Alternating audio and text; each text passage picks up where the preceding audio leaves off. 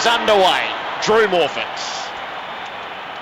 Jonathan Giles in the ruck for the Giants. He's going up against Mumford. What a task. Giles wins the first hit out. It comes down underneath. The whistle is gone, and the free kick is going to the Swans in the middle of the ground, and it'll be taken by Kennedy. He kicks long inside the 50. A chance for the Swans first. Mark out in front. Mark not quite taken down there. It spills to the ground. A chance for Goods to run onto it, but it's trapped there by Corns, who gets the hand pass out wide to Phil Davis. Davis kick outside the 50 is well delivered, and the mark's been taken by Devon Smith in between half-back and wing, up towards Cornelio, towards half-forward, and a chance for Izzy Folau, but he's outmarked, not outmarked, but beaten in a body-on-body contest, and the ball goes over the boundary line, and it was taken over there by Grundy, and we get a dead ball situation right below the commentary box, just near the centre wing. No scorers yet. Toss back into play. Mumford took first position against Giles. It flicked to the back. Jetta got onto it for the Swans. He worked his hand pass through Parker, who got it to Matner. Kick up toward half forward. Sam Reid couldn't gather. McGlynn went without it. Reid got back onto it though. He got it through McVeigh up to half forward. Sweeping hand pass came from McGlynn to Goods, who was mown down by Callan Ward. Ball still in play. Jetta swings it up to full forward for the Swans. It bounces. Roberts Thompson got possession. Hand passed away to Kieran Jack. He takes the swinging shot and pops the first goal through of the season. The honour falling to Kieran Jack. It took the Swans about a minute and a half. And you can't fault the Giants' intensity for the start of the game anyhow. They're crashing in. They're having a real crack, these boys. And how about young Tim Moore? First game, I think he's 18 years of age, and he's got the job on Adam Goods tonight if he's playing forward. So a big match up there, but a good start all round, I thought. Yeah, great start all round, great intensity by the Giants, and the matchup I'm looking forward to is Reid and Phil Davis. Looks absolutely going to be a ripping contest, and great work by Lewis Roberts Thompson to get the hands out to Kieran Jack there to finish, and Kieran on his right foot, he doesn't do it too often. Yes, he's been playing on the forward line through the NAB Cup. Roberts Thompson on the forward line tonight. Bounce in the middle. Mumford against Giles. Not a great bounce. It goes straight to Mumford. He works it down, taken by Jack, and the whistle's gone another centre. Oh, the umpire signalled the wrong way, and it's going to be a free kick here to the Giants, and will be taken alongside the centre circles. And the short pass towards centre half forward. A juggled, attempted mark, not taken. Ball back inside the centre square, and the Swans able to clear through Bolton. Reid in front, can't take a mark. It spills down. He regathers. Hand pass to Kennedy running past to an open forward line. A chance to run onto this. It's going to be another goal to the Swans if he gets his boot to the ball. I'm not sure he did. It might have come off his thigh, and that was Everett running into the open goal. And they should have scored a goal, but they get a rush behind. Shield marks the kick in the left back pocket. He boots the Giants as far as he can. They'll have a couple of leapers. Hoskin Elliott went across the front, didn't quite bring it down, and off hands it's run out of bounds. Israel Folau playing at a deep full forward position at the moment. Ted Richards has got the job on him. 7-0 early stages the Swans way. McGlynn got it from Kennedy got it from the ruck contest, but he was held and penalised holding the ball. It's Callan Ward who rises with it. He's got Palmer riding shotgun. That's where he feeds the hand pass. The former Docker kicks up to half forward. They wrestle. The Swans get an extra man in through Matner to affect the spoil. Malcheski got it at ground level through Jack. Off to Grundy. He kicks the Swans into the middle. It's a poor choice though. He picked out Chad Corns. And Corns goes up towards half forward. Mark taken by Palmer, about 75 metres from goal. Kick by Reece Palmer inside the 50, running in the same direction as the ball is Hampton, and takes a good mark near the boundary line, about 40 metres out from goal. This is Kirtley Hampton, who comes from Pioneers in the Northern Territory, and he's wide out and has a chance to create history if he can nail one from near the boundary line. He is a chance, got fantastic skill, fantastic speed. He is an outside chance for this. A 19-year-old on debut, a zone selection for the Giants. Hampton from about 45. He's got distance. Just offline. Well, he might get another chance, though, later in the game. But that's their first score. It is the Swans 1-1, the Giants 1 behind. Kick in came quickly, and the Swans do mean to go. There was a whistle, but all is okay as Richards delivers round to the outer wing. Off hands it goes. Roberts Thompson fights hard. So too Jack. They skittle in there with Toby Green as well. The ball is held up and will need to be bounced. And you can see already Chad Corns dropping off the football, kick behind play, just dropping off, trying to help out Andreas Everett, now popping up to try and make him accountable. So 1-1 the Swans, 1 behind for the Giants. Mumford made good position. Ward went third man up to win it for the Giants, but he knocked it straight into Swans territory. McVeigh's able to feed it out to Jack, who's having plenty of it, and Goods is on the lead at half forward.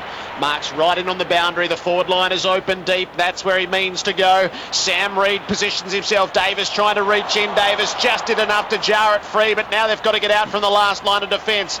Davis is on the follow-up. He toes it around the boundary. He's offloaded by Bolton, and over the boundary it goes. Good solid start by Phil Davis. He's had 3 or 4 good spoils already on Sam Reid, so that'll give him the world of confidence. The umpires all in iridescent green, as they will be all season. Here's the throw in. Mumford works it down to the front. It's taken away by Ward for the Giants, just outside the 50. Good hands at ground level, and the Giants looking okay. Cornelio gets the hand pass up inside the centre circle. It comes to McDonald, the veteran. Gets the hand pass away. And a kick by Bug up towards half forward. And a good mark is taken by Richards. Excellent mark in between halfback and wing. Teddy Richards for the Swans. It's 1-1 Sydney, 1 behind the Giants. He went for a dash across halfback and switches play to the outer side. The Swans will build through that position with Alex Johnson marking. He dabs it up the line for Nick Smith. Measures off the next 30-metre pass, but it was well scouted by Callan Ward. He takes the intercepting mark. Squares the footy to James McDonald. Chips to the back edge of the centre square, Hoskin Elliott. Takes the mark and they'll chip it around at half-back. Ward gets another touch as he marks and backs away. Recruited from the Western Bulldogs and named one of the skippers for the season. Long and direct with a kick, but Richards controlling the airwaves down there to take the intercepting mark for the Swans. Nearly 7 minutes played, and the Giants have conceded only 1 goal, so not a bad start for them. A mark by Bird up near centre wing, and he'll get a 50-metre penalty as he was interfered with after he took that mark. And Gary Ryan just gets his first run, by all reports, is absolutely flying. Had a great pre-season, and the Swans are really looking forward to a year. Had a ankle injury, rolled it last week in the pre-season game, but really looking for big things, and apparently he is absolutely flying in the track. Here's Bird. The 50 takes him to about 40 metres out from goal, not far off centre. He goes for the shot and has kicked the Swans second. Sydney lead 2-1 to the Giants, 1 behind. And you can already start to see a theme emerging here. GWS are pulling all their numbers back to support their defenders, and well they should. Obviously there's some big jobs down there for their key defenders, but it's really enabling. It's quite hard for them to get the ball past their half-back line. There's not really much upfield for them to kick to. Ted Richards has come across and taken a couple of marks already, and you can see it's going to be very difficult for them to score if they can't win some centre clearances and get some easy ball in there. And the idea is to try and stop it from scoring initially, but it's making it a lot more difficult for the midfielders and forwards to try and score themselves. So it looks very, very difficult for them at the moment. That was Callan Ward who gave away the 50. It wasn't just one of the youngsters. Israel Folau has gone into the ruck to compete against Shane Mumford. Mumford's on the move and the bounce favours him. Folau won't get a run at that. The Swans will bring it away. Parker got his hand pass away to Bird. His kick was smothered though. It fell the way of Palmer for the Giants. They'll run it out through Shield. Feeds his hand pass inboard. There was a bit of dare about it. McDonald is there to offer a calming influence. Back to Shield. Didn't get all of it off the boot. It floats up to half forward. And it's easy work for Mumford to pick off. He flicks the hand pass to McVeigh, who's in trouble. Devon Smith got him, dispossessed him, but luckily for the Swans it falls their way. Melcheski, he's a bit more determined through foot. He picked up Kennedy. Out to half forward now. And taking the mark is Sam Reid. 2 kicks out from goal. Goods wants it deep. He'd have a couple to compete against. Reid's going to give him the chance. He sits it up high. Goods positions himself. Almost got it. Brought it to ground. It's all on for the Crummers. Everett's a bit slow to get rid of it. Tapped out into the pocket. Bird fumbles. And the moment passes as it goes out of bounds. First game of the season, you can see it already. A couple of fumbles, a couple of bit rusty blocks, so Birdie should have picked that up really. Quick one on the crowd too. Definitely the people in orange know this game. There's already balls and free kicks being wanted by this crowd that's going for the Giants. Cornelio's hand pass astray. It's taken by Jack. He finds Rowan. A high floating hand pass. It's taken by Bird. He's dispossessed close to the boundary line. And the Giants in numbers get across there to see the ball out of bounds in the forward pocket for the Swans. And good swarming defence here by the Giants, who are putting on good pressure and trail just 13-1. They've conceded just 2 goals. Here's another chance for the Swans at the throw-in. Mumford wins the hit out. Thought I heard a whistle. It comes to McGlynn. Hand pass by Bolton to a man under pressure. Giants have it. comes to Corns. Back into a pack it goes. 40 metres from the Swans goal. Picked up by Kennedy. Hurried kick, a high ball. Hasn't got any distance. And it's taken in defence there by Moore. They get the hand pass away. And the kick across the ground by Davis is punched over the boundary line inside the Swans 50. And we get a stoppage in play. Interesting that the umpires are all in this iridescent green. Don't know why they haven't done it for years. In the past they've come out red one week, yellow the next. Mumford and Giles, give that one to Giles, who punches it down to the front for the Giants. They need the next possession. It came from Tomlinson, but his hand pass didn't really find a teammate. It's still to be won. Shearer's dragged off it. Not sure that he had it. Kennedy worked it around for the Swans. Jetta's got it, feeds it out the back to McVeigh. He'll kick up into the pocket. Goods with a couple to beat again. Chad Corns should have marked, didn't, left it there. Reid is able to work it to Goods, feeds the hand pass to Bird, and he doubles up. Craig Bird kicks his second. The Swans have 3-1. The Giants are behind after 11 minutes after the Chad spilt the milk. And they're going to have to be careful. They're obviously going to try and double team Adam Goods at every opportunity, but if they don't do it well and they can't win that contest, what it does, it breaks them down further up the field where the Swans will have an extra number. And Chad Corns working with Tim Moore and Adam Goods. There's two of them there, but how often have we seen Goodsy beat 2 or 3 or 4 players? So it's still no easy task to take him on in that situation. Scoreboard has a tight close-up of Kevin Sheedy. Pretty cool, calm and collected.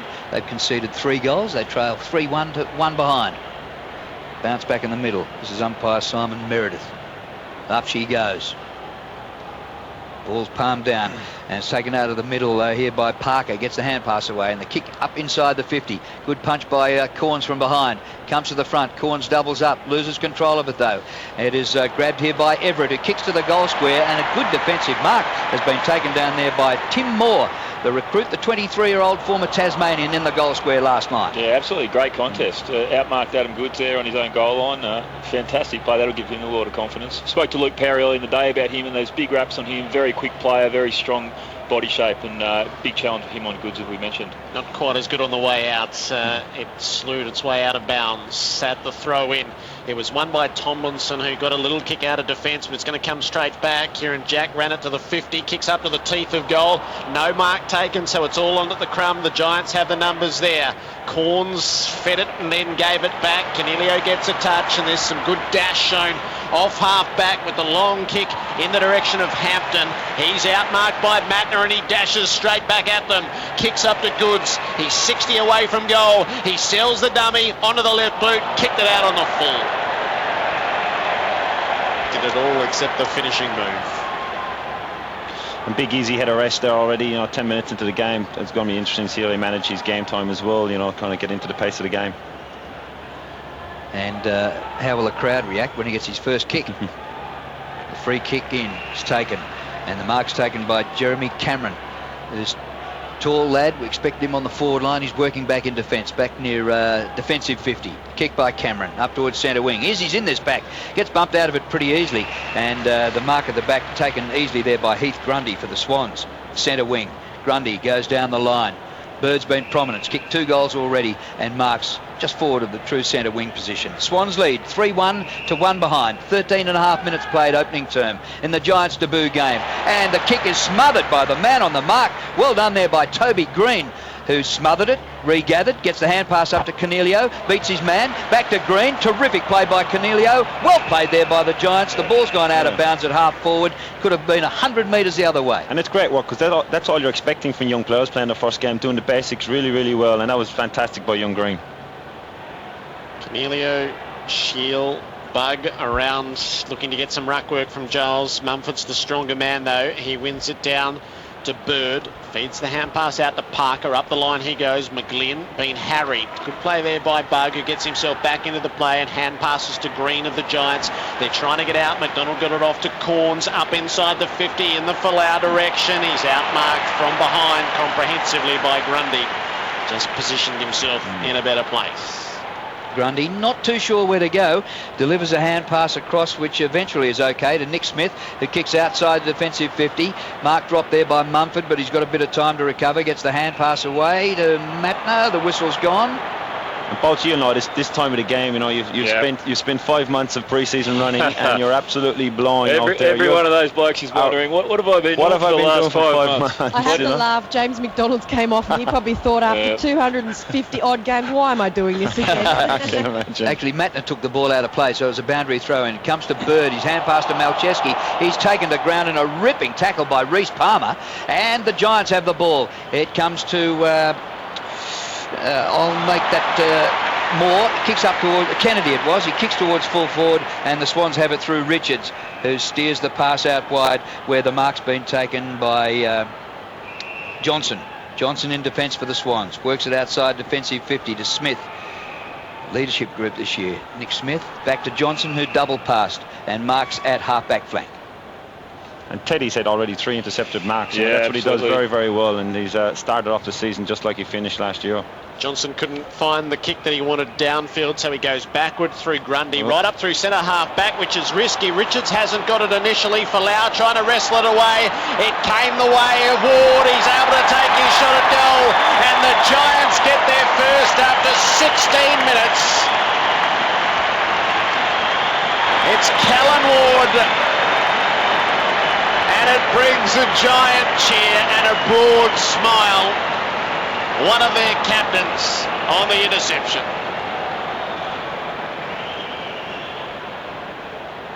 Fantastic goal there. A little bit of history there. I was just watching Kieran Jack attempting to tackle on Israel Folau. A bit of the old rugby league coming into it there, but great goal. And you can't fault their persistence at this stage. They're lacking a little bit of direction as they move the ball forward, and a lot of the Swans defender are able to pick off some marks at the moment. But geez, they're cracking in, aren't they? They're really having a go.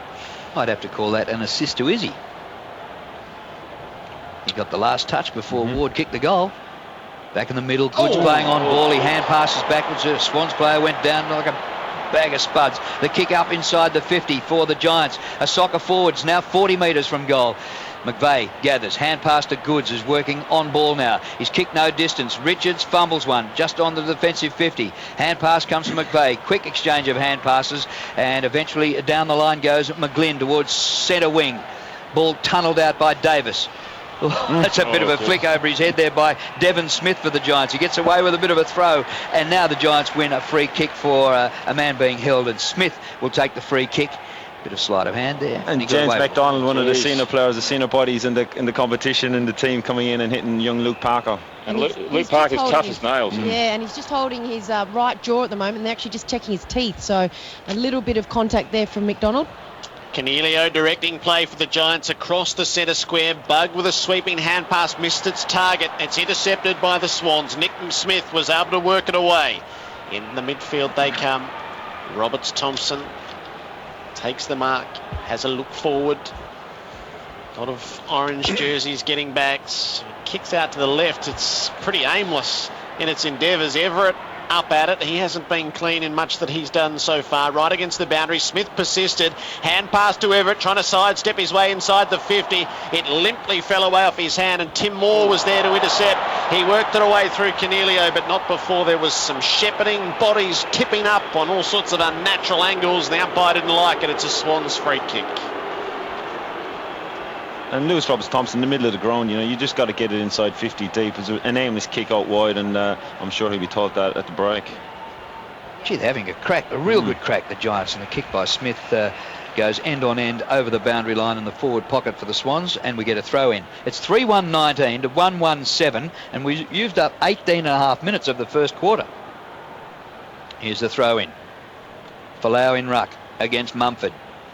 Comes the Giants' way, and the ball cleared by Green. Not a long way though, still at the defensive 50.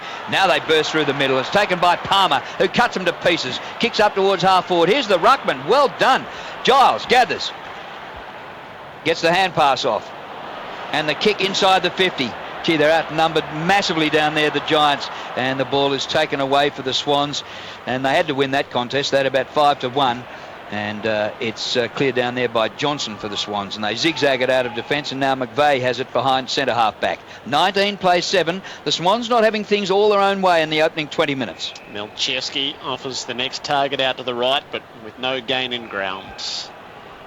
Chesky's in the back pocket. Oh, his kick to fullback is terrible. He's cleared Matner. It's given Devon Smith a chance. He had the fly hack at it in midair. Couldn't get the direction on it.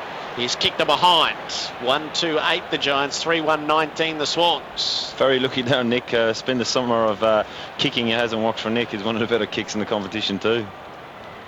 Now here's Smith for the Swans. From half back to half forward. Jetta runs onto this ball. There's nobody in front of him. Here comes the speedster, but he goes for a bounce. It doesn't come back to him. He gets to within about 25 metres of goal. He's run out of room near the boundary line and he's lost it. And here come the Giants. Kennedy gets the hand pass away. And the Giants have rebounded beautifully out of a dicky situation. And the mark is taken by Tomlinson. He goes up towards centre wing. Bolton has it for the Swans. Concedes a little bit of ground. Back he goes to Matner, and now Grundy has it at centre half back.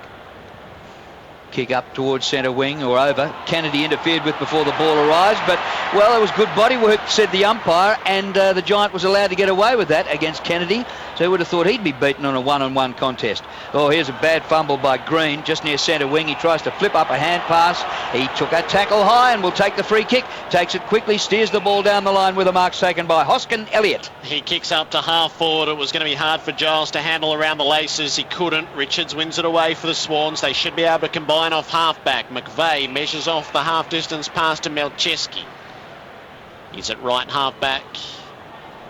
Adam Goods is just signalling a little bit of calm in what they're trying to do. Jetta offers a target for Melcheski in the middle. Marks, nothing extravagant about it. He goes across the square where McVeigh has run from half-back to half-forward, but the kick didn't find him, and he turns quite exasperated indeed. And they're pretty scrappy, the Swans, to start. They are not finishing things well. Their skills aren't up to scratch, and I think they'd be pretty disappointed with this start. Exact same as Louis before, you know, he's just in the middle of the ground. You've got to get it inside 50 nice and deep. Swans by 11 points, past halfway in the first term. Giles punches it out toward the boundary. Hampton puts a pretty stern tackle on it. He might get a reward for it too, because Nick Smith didn't do enough to the satisfaction of the umpire to get it out. So Hampton rises with the free kick. His squaring ball didn't quite come off to Bug. Jetta got a hand in there, and now it's to be one. Bug is dispossessed. Jetta came up with it. Umpire with a whistle. And Thomas Bug is going to get a free kick. And he's hard. That was a great effort just to slide in there. Good play, Thomas Bug. Captain Caulfield Grammar last year across the ground, 2 against 2 clash of bodies, and the two Giants are the slowest to get up. I think Izzy's cleaned up another teammate. Comes the Swans' way. Richards gets the hand pass away to Everett. A high ball towards the attacking 50.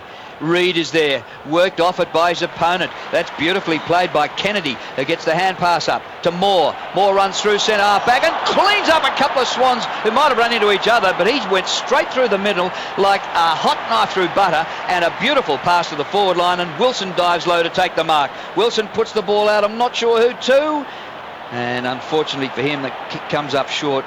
And Rowan is counting his teeth at the moment. Gary Rowan, he laid on the ground for just a couple of seconds, so they've got 4 people around him at the moment. Good news for the Swans, though. Parker is back on. They've checked his teeth. He was in the doctor's hands for about 5 minutes, and now we've just got all concerns for Gary Rowan, who was taken out and laid on the ground for a bit. He's been taken now to the bench, guys. It was a nasty head clash with Jude Bolton. They both felt it. Melcheski chips into the middle of the ground. The Swans just happy to possess for a while. Jack has been called to play on. There's nothing coming at him, so no urgency. He kicks up to half forward. Goods turns, tries to get himself into the play. Tomlinson pitted against him. Goods came up with it. It was a neat play. Flicked the hand pass out to Alex Johnson inside the 50. Kick didn't find a target. Sam Reid is knocked off it by Palmer.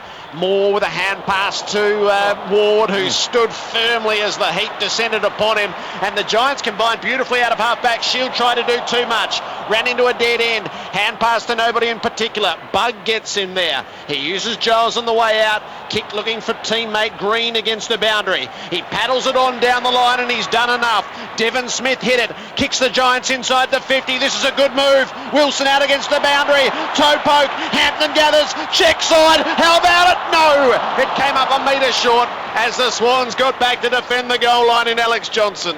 That was a brilliant passage of play by the Giants from about centre half back to a goal-scoring chance. It's certainly very exciting football for them. It's just that final passage of play that they're trying to get the ball inside 50, but that was fantastic to see. 19-8 in favour of the Swans at the 24.5-minute mark of the first quarter. Throw in forward pocket for the Giants. Ball knocked down. The hand pass comes out to Johnson of the Swans. In there diving Roberts-Thompson. Wins possession. Hand pass to Everett. Screaming past is Johnson again. Kick up towards half forward. Chopped off by Corns, who's ridden into the ground. Play on, says the umpire. Crumbs come to Roberts-Thompson. To Bolton.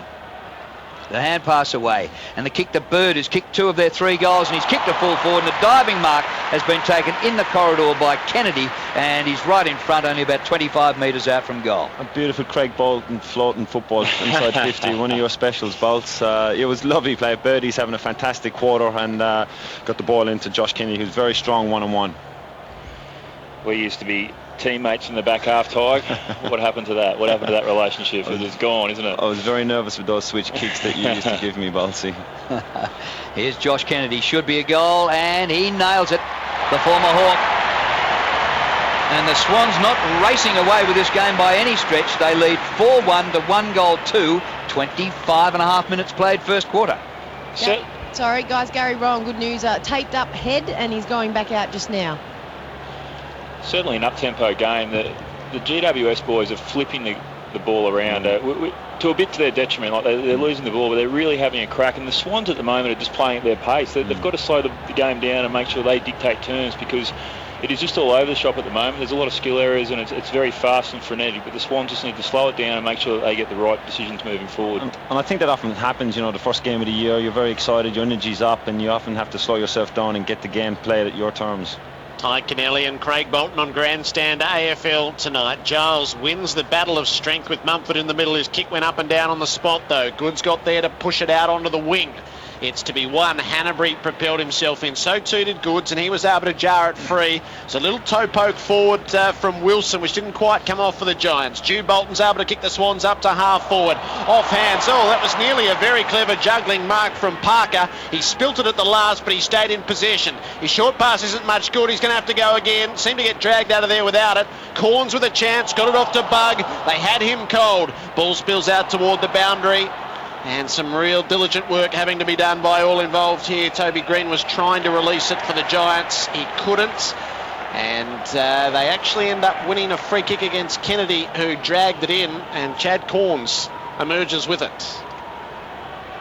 Swans 4-1 to the Giants 1-2. Close to quarter time.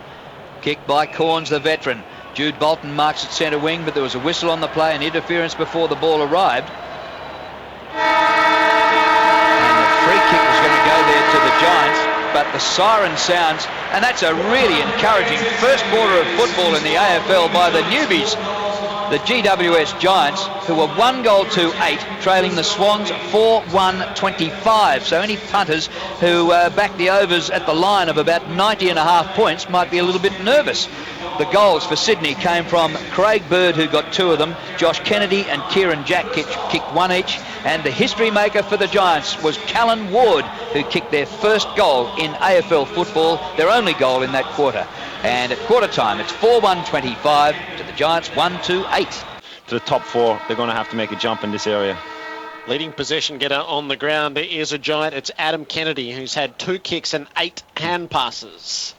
Into the second term we go. Giles rises high to get the initial tap for the Giants, being knocked it straight down to Kennedy for the Swans. Fed the hand pass to Jack. Kick up inside the 50. Sam Reid was clever. He clipped it clear. Almost took the mark himself. Hand pass to Bird. He shot it off there to McVeigh, who was held up as soon as he got it. It will be bounced 50 out from the Sydney goal. Geez, good one-on-one, Phil Davis in defensive contest. Really impressive. Swans by 17. Jude Bolton took it around the ruck work, towed off the ground by Mumford. McGlynn burrows through. His hand pass almost intercepted. It does find its way to Kennedy. Hand pass to McVeigh. Frees himself onto the left boot. It's all on the accuracy. It's not there. He hangs it out to the left. And he had a look inside. Mackay was looking inside to see if he could hit it to the top of the square, but he backed himself on his left. Didn't come quite off. Swans by 18. They lead 4-2 to 1-2.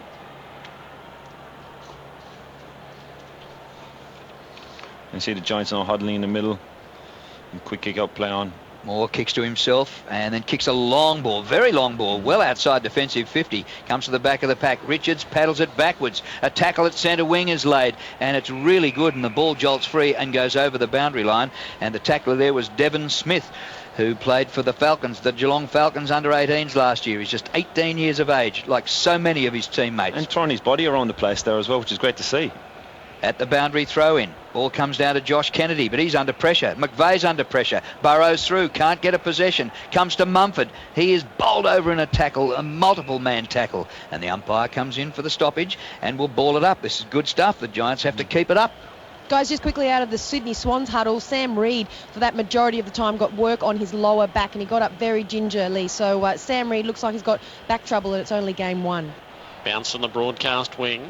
Gathered by Cornelio from the stoppage. Hand passed up in the air. Jetta makes the interception. Sprints clear for the Swans. Puts it lace out into the 50. And Roberts Thompson is the recipient. He is within his range. Jetta ran on and almost demanded it back, but Roberts Thompson will settle himself over the shot. And I have been impressed with Lewis. He started well, great first quarter. Look, they've obviously been on his case throughout the pre-season. Great first quarter, showed some good intensity and speed. Just there, that's exactly what he should be doing. If he's going to switch forward, these are the goals he'll be looking to kick. Lewis Roberts Thompson unloads from 50, and the goal umpire barely had to move. A lovely long-range goal. And the Swans kick out to a 24-point lead on the back of it. 5-2 to 1-2, early stages, second term. And it's an area Lewis Roberts Thompson has worked a lot on, and I know he has spent a lot of time this summer on his goal-kicking accuracy, so it's great to see him. And it's as a fellow backman, I suppose it's great to see him getting a chance up forward. And very competitive, that second ruck position in the Sydney Swans. We've had Mark Seaby and Mike Pike both playing there through the pre-season. It was a real toss-up who they were going to go with tonight. So Lewis Roberts Thompson, this is a big stage for him tonight. He'll want to impress and make sure he can produce something up in the forward line for these guys. Gee, he was a second rower in the rugby team at school, and a 50-metre goal in the AFL. That's a fantastic kick. Great combination. Bounce back in the middle. Mumford charges in. Bolton might have been grabbed before he got the ball. It spills out towards the wing. Jetta does well to gather. The follow-up. Kennedy gets the hand pass to Bird. Concedes some ground back to Bolton. Sweeps it out wide to Malcheski, who spears a pass beautifully to the forward pocket. And the mark has been taken down there by Reid. And he's out at a pretty wide angle, but he's about 30 metres only from goal. Bit of niggle off the ball here. Good to see the beginnings of a rivalry, perhaps. Big shame Mumford. And the umpire's paid a free kick out of that, so Reid won't get a shot for goal. It's going to be a Giants free kick, and will be taken by Jacob Townsend after that bit of to-do off the ball. I think it was against big Shane Mumford. He came in and tried to help out one of his teammates, but I think he hits young Townsend high. I think it was because of the height difference that happened too. It didn't help. Townsend sent it sideways to Adam Kennedy. He's come back across the face of goal, and Chad Corns offers the option in the right back pocket. Needs something toward the defensive 50. Ward was a reasonable option short. He went longer to Palmer. Almost intercepting was Malcheski. He did enough to push it clear and get it out of bounds. A big year for Mal as well, Nick Malcheski. You know, he's had a lot of injuries, and let's hope he can stay injury free. So the Swans, the chance again at left half forward from the throw in. Giles took Mumford down. No whistle on the play. Waters dumped by Jude Bolton in a stern tackle. Ball spilt out the back, and Palmer is onto it for the Giants. He got a hand pass away to Davis, who kicked it out of bounds on the full. Not Phil Davis's best effort. First uncontracted player to be snapped up by the Giants. Malcheski will take the free kick for the Swans. Down towards half forward. Inside the 50 he goes. Oh, he's got great hands, hasn't he, Reid? Yeah. Overhead, clunk. It doesn't help you, does it, when you're a defender and you kick the ball out in the full and it comes straight back to your opponent in the contest. Yeah. And look, Sam, obviously, there's been a lot of hype about Sam. Had a great year last year and just signed a new 5-year deal with the Swans, which is a big commitment from any club to this at this day and age. But this is an area that will probably, you know, hopefully he's got to get right, is to make him an elite full forward or centre half forward as he's goal kicking. Reid goes for goal, and it's left all the way and through for a minor score. So the Swans go to 5-3. Leading the Giants 1-2. And this is 6 minutes into the second quarter, just 33 to 8. A few ticks here for the Giants early. Tim Moore has the kick-in duties for them. Off a couple of steps, he roosts it outside the 50. Falau hits the pack and takes a contested grab. The first sign from Izzy. He kicks down the line. It's to a contest. The Swans are able to put the spoil on. It spills the way of Mumford. Hand pass to Bird up inside the 50. Goods is wrestling. Off to the side of the pack was Rowan. He couldn't quite get under it in the first instance. Roberts Thompson is toiling away. It's gathered by Townsend right against the boundary. Gets it out to half back and Mumford drops the mark. It's out of play. Well, that is a good sign, isn't it? Izzy Falau, that was a great mark. Up against Heath Grundy there and just held his ground and great grab. Do his confidence the world of good for sure, won't it? Think that'll get in the news highlights? Good roar by all supporters, too, Swans and Giant supporters. Giles in front, works it to the front of the pack, and tangle of arms and legs, and the umpire will come into bounce. The umps tonight, Matt Stevick, Simon Meredith and Jacob Mollison doing the first game of the year. Swans 5-3, the Giants 1-2 after 7 minutes of the second quarter. There's the bounce. Ward, hand pass nowhere, comes back to him when he's on the ground. Close quarters near the boundary line. Rowan is there with a strapped nose. Whistle's gone. It's going to be a Swans free kick to Gary Rowan, who's in between wing and half forward. Kicks down towards the pocket. Once more, it's been productive down there. And this time, great contest, isn't it? Davis gets in, puts a hand to it and gets the ball away from Reid. Inside the 50 for the Swans at the throw-in. Giles and Mumford. Again, Giles holds his ground, wins the tap, but Mumford wins it at ground level. He's dispossessed. Giles toes it off the ground. Jude Bolton gathers. The Swans are leaking ground. Kennedy's brought down by Palmer. Must be penalised for holding the ball and is. Reece Palmer at the defensive 50 for the Giants. For the measured pass to Hampton. He found his man on the lead. Giants haven't been forward in this term so far in the 8 minutes of it down the line. Devon Smith not able to mark, punched away and out of play. Yeah, Jared, a lot of the game is being played on this half, obviously, with the Giants' defence, and it's an area they're just falling down, getting numbers back, but they are struggling to get the ball out. Thrown in under our broadcast position. Giles wins it down to the front. Townsend was there. He was buried as soon as he got it. It's a high free kick being paid there, and it's James McDonald who rises with it. Hand pass to Cornelio, took them on, ran into a dead end in Roberts Thompson. They flitted around at half-back. McDonald gives a bit more ground to Homsch. He kicks across half-back. They need a clear possession. Cameron runs onto it. He'll give a bit of ground to Moore. Moore looks across the face of goal. Goods is after him. Moore got away. Right. Onto his boot. Kick out the half-back. Oh, there was a big push. Wilson got rid of his man. That was a pity. The Giants had 3 queued up for it if they'd been able to get through. So McGlynn takes the free kick. He's inside the centre square. Gets the hand pass away to Jetta, who goes long to the goal square. Can they take a mark, the Swans? Not on this occasion. It comes to Rowan. He works it across. Swans player on the ground not doing much to get the ball out, and the umpire is going to come in and ball it up. That was Luke Parker, who's had a terrific pre-season in the NAB Cup. Close to goal. The umpire balling it up about 20 metres out. Swans in attack. Goods over the top, wins the hit out. Comes down. The hand pass to Rowan. Kennedy concedes some ground. Back to McGlynn. A high ball towards the goal square. Oh, an easy mark drop down there. I think the whistle had gone. Back here where the kick disappeared from, just inside the 50, and it's going to be a free kick to the Swans here. Benny McGlynn, I think, was hit late after he kicked the footy through. Bit of niggle as well afterwards. By the man, Jacob Townsend, who's giving him all a bit of grief out there at the moment, the man from Leeton. That's the third time he's been involved in a little bit of a scuffle behind play. An 18-year-old chucking his weight around. I did see him, though, Drew, play in the pre-season cup, and he tagged Dane Swan. So I think they've got some pretty big raps for this young man. Yes, so now a free kick to McGlynn. He'll kick from the paint of 50. Drop punt looks pretty good. That is a magnificent kick.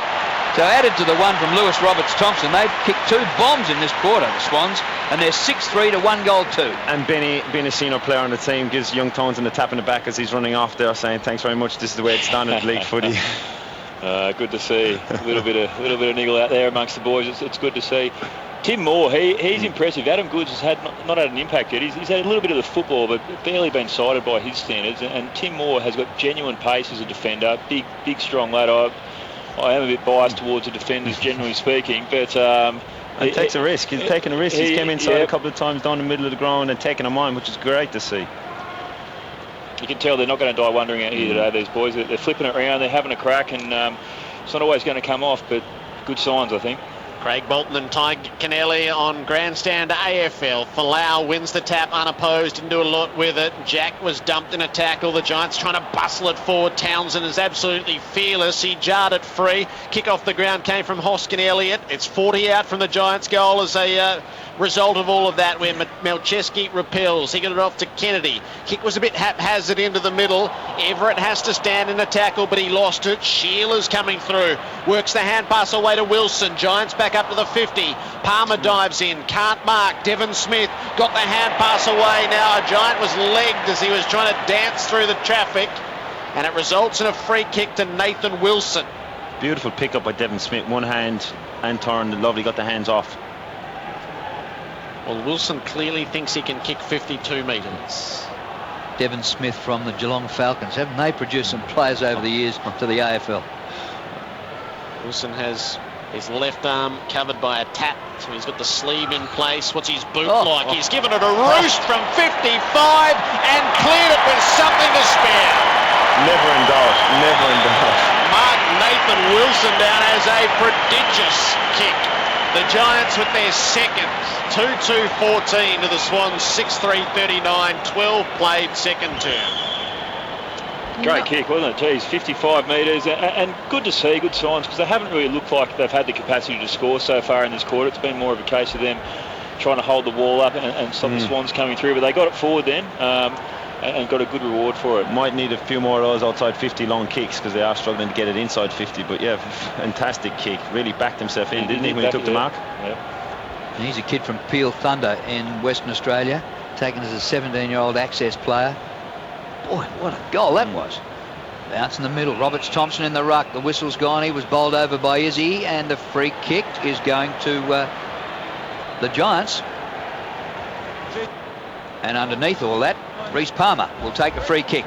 Nobody really standing the mark, so on the run, he kicks from the circles, deep inside the 50. It's all the Swans, but the punch comes down, and a shot for goal here by Hoskin Elliott, and he's bounced one through for the Giants.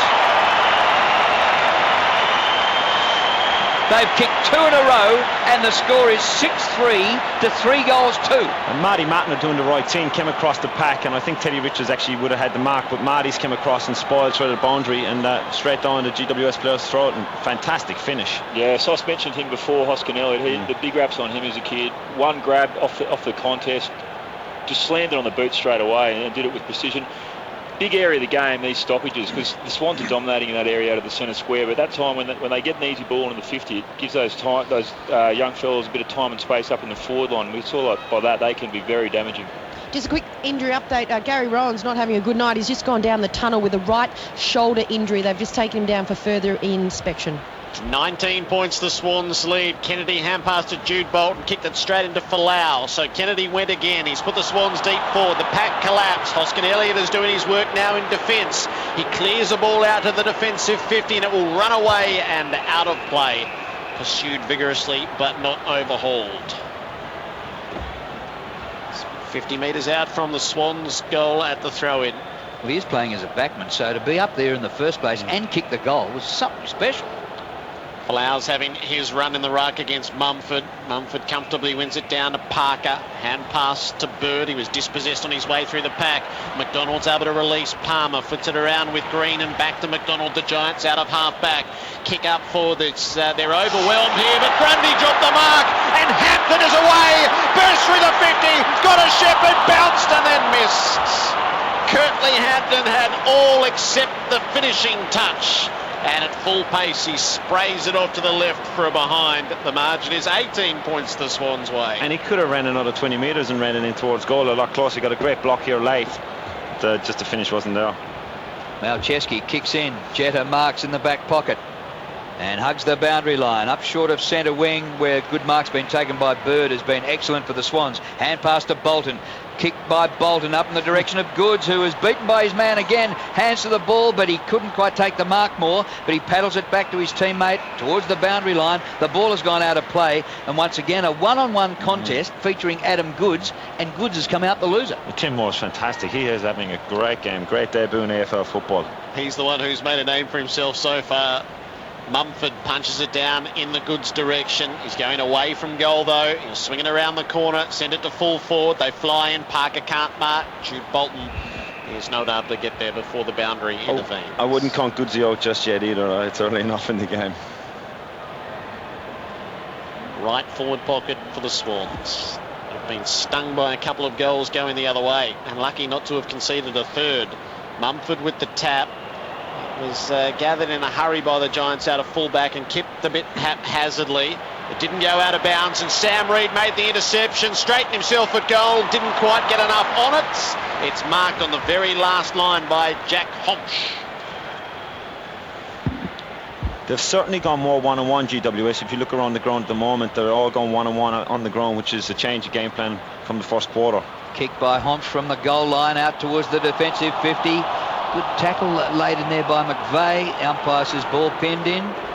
No prior, and the umpire will bounce it. Umpires in fluorescent green and grey shorts. Orange and grey the Giants. Ball knocked out by Mumford. Here's a chance to Goods, but he's swamped once more. And Moore gathers. Gets a little hand pass away to Ward, who goes to ground. Moore dashes through the pack, goes without it.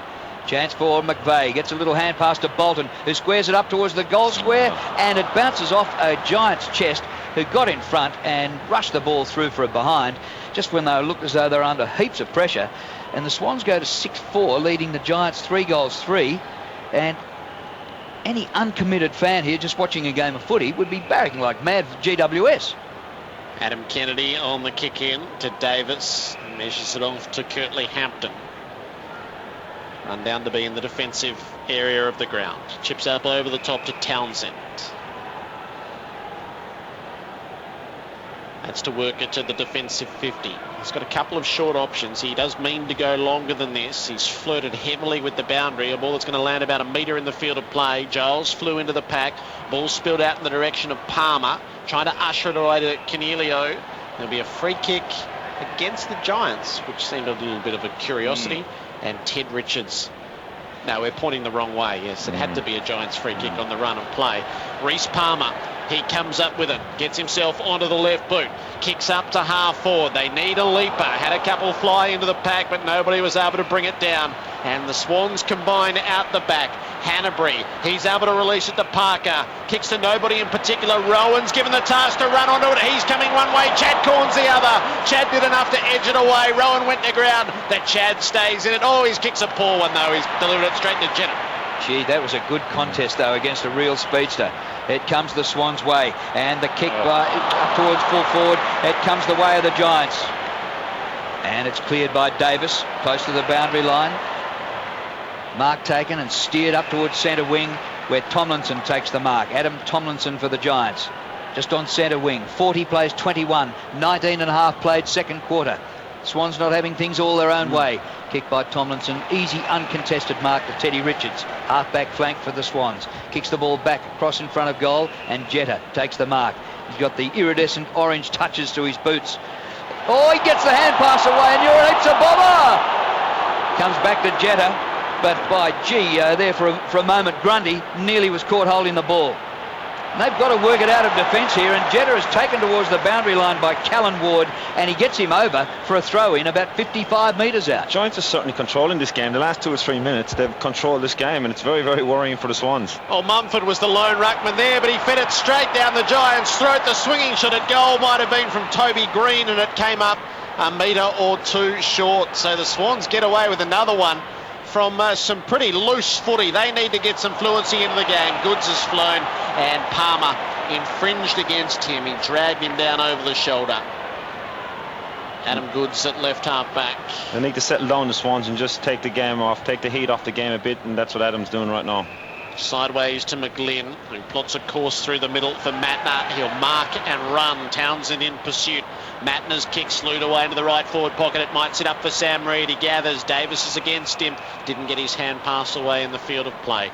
It's to be thrown in right forward pocket for the Swans, who lead 40-21. Just 2 goals each in this second quarter. And the Giants on debut are really taking it up to the Swans. Ball socket away here by Hoskin Elliott for the Giants. Gets it outside the 50. Sliding in. Good effort by Bug. And is he holding it?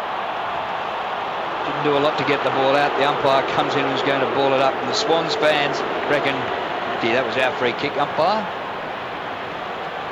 Bit of jumper pulling going on as the umpire bounces it. Comes the Swans' way. Jack, surrounded by opponents, stabs a little pass up, short of the 50.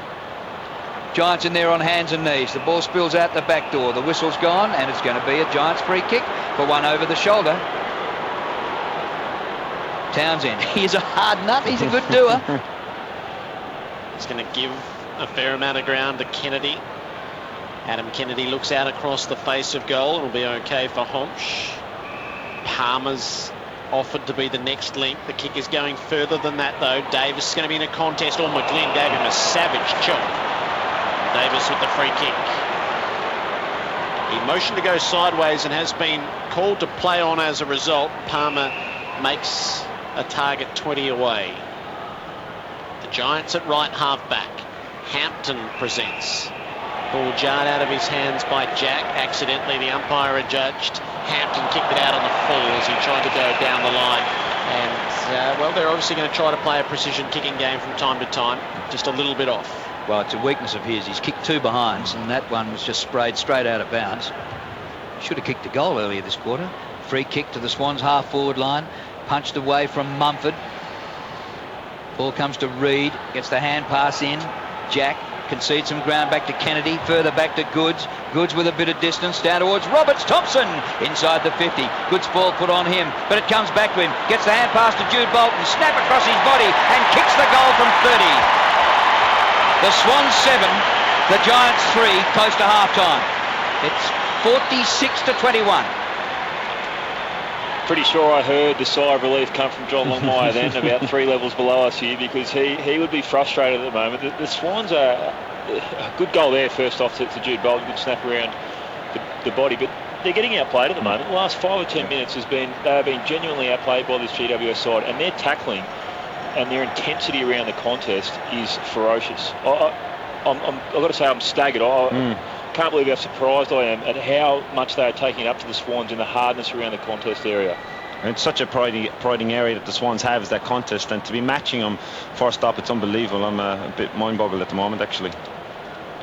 So back in the middle, Giles wins a meaningful tap. He's punched it all the way to centre half forward. Onto it came Hampton. He ran into a 2-man tackle, was stripped of it by Goods. Hand pass to Kennedy for the Swans. Kicks around the wing. Mark not taken by Everett.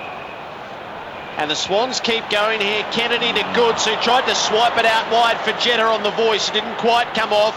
Bug got there. He was held up, dispossessed. The Swans are up in the ante here a little bit.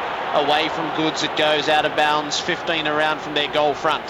There's actually no doubt there's a couple of whistles in the crowd here, Troy. The punters are blowing. There's certainly coming from the southern stand where there's a lot of orange hats. It's very off-putting. It is. It's worse than a vuvuzela. Throw-ins right in the corridor, right in front of the Swans goal. Well done by Ward. He gets the kick outside the 50 and it bumbles off Malcheski over the boundary line for a throw-in inside half-forward for the Swans. 24, nearly 25 minutes played in the second quarter, and the Swans 7-4-46 lead the Giants 3-3-21.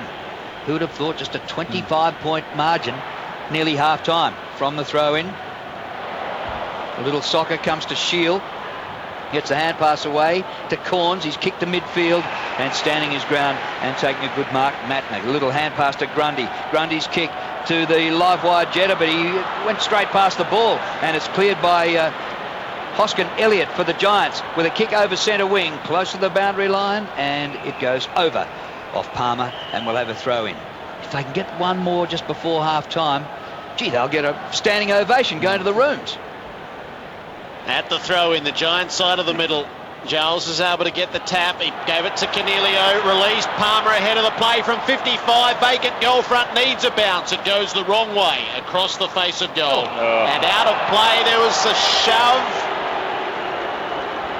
Hampton was given a big shove in the back, but the ball was over the boundary when that happened.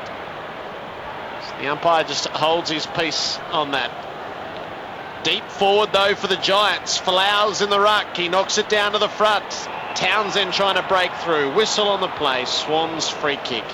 Jude Bolton got crunched in the middle of all of it. It's on the Giants forward line, but the Swans have the ball. Bolton's kick across the ground.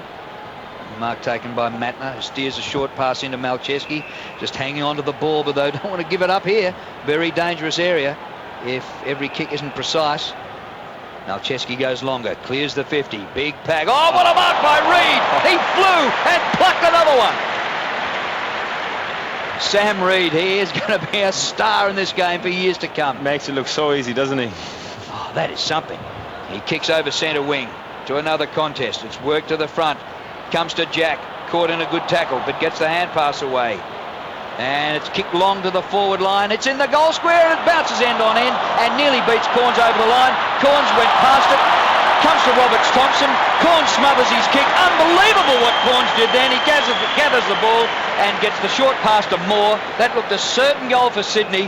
And Cornsy, he wound back the clock. Craig Bolton like, wasn't it? Fantastic going down the last line of defence. And talking about last line, just Ted Richards has actually got no shoe on. He's just dropped it to go and lead for that ball with Israel Folau. It's back here in the centre wing. He was running around with the shoe in his hand. He's had to drop it and he's committed for the ball. This is exceptional circumstances here.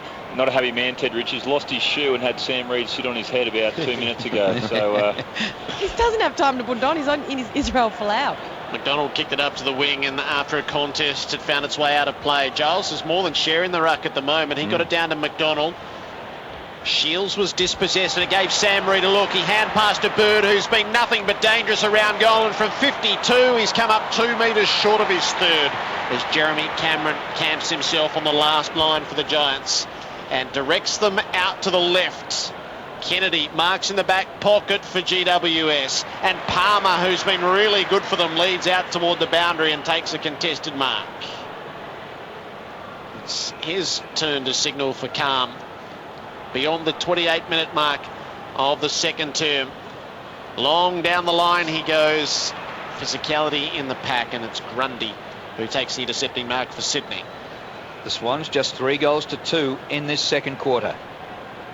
Nick Malcheski has it. On the far wing, steers the pass into Jetta, who used his speed to get out in front and take a good mark. Jetta's pass up towards half forward. Bird, he marks, steers the ball down the line, and McVeigh is beaten to it in a good contest, and the ball over the boundary line, and we have a throw-in. Just repeating that players from both teams wearing black armbands tonight. In the week we saw the loss of Jim Steins. In the ruck, it comes to Bird, who's having a night out. High ball down towards the forward pocket, and it is knocked away by that man Moore, who's not one of the teenagers. He's a 23-year-old from Tassie, from Launceston, but he won the best and fairest last year for the Casey Scorpions in the VFL. Mature age, big body. At the throw in, Giles reaches in, probably won the tap away from Mumford. It went under the pack, which formed, and then there's going to be a holding the ball free kick against the last Giant to rise, who was holding his head the whole time under that pack, believing that he got one in the noggin. Townsend. And he did, because he's been sent off under the blood rules. So he's going to feel doubly hard done by there. He's been penalised for holding the ball, and he should have got a free kick for how he ended up bleeding. He ran into a knee. Actually, that's what's happened. He went to the ground first, and a wayward knee, Shane Mumford's knees, just split him open, and he'll just here getting some attention now. Love the way he's gone about his football, lads. Absolutely gorgeous, isn't it? He'll cop some in his life, but he'll give a few as well. Won't be his first cut in his head, will it, in his AFL career? Shane Mumford has himself a shot at goal as a result. Kicked 11-2 last year, so his accuracy was okay. He's on a 45-degree angle right of centre. Mumford, drop punt is a goal. So it's the Swans who get the late one before half-time. They push their margin out beyond 5 goals. It's 8-4-52 to the Giants 3-3-21. Good goal there. Unfortunate by GWS that they're having a crack around those stoppages, and I love the pace of their defenders. There's no easy ball for these Swans forwards as they're kicking it in. So many times we've seen them just creep up on their man and chop those leads off, and all over the field I think their speed's evident. Like it's something you can really notice. I don't know whether it's these orange uniforms or just the fact that they are 18 and genuinely quick, but exciting to watch. You can see now starting off the actual quarter, just here they've set up with 2 extra men back. This last minute or so left in the quarter, and trying to stop a Swans quick goal. Bounce in the middle, Mumford charges in. Doesn't have things going all his own way though. It's back in the bullseye, and they come from everywhere to swamp it, and the umpire will bounce again. Last man up, James McDonald. Impressive effort, year out of the game. Just unbelievable. Giles, he's had a share of things in the ruck. Waited a long time. He was on Port Adelaide's list, never got a game. Big 4 body, years. This ball comes to Goods. Little hand pass back to Smith for Sydney. And a short pass marked by Jetta, centre wing. Well, there is half-time. It's just 5 goals won the margin.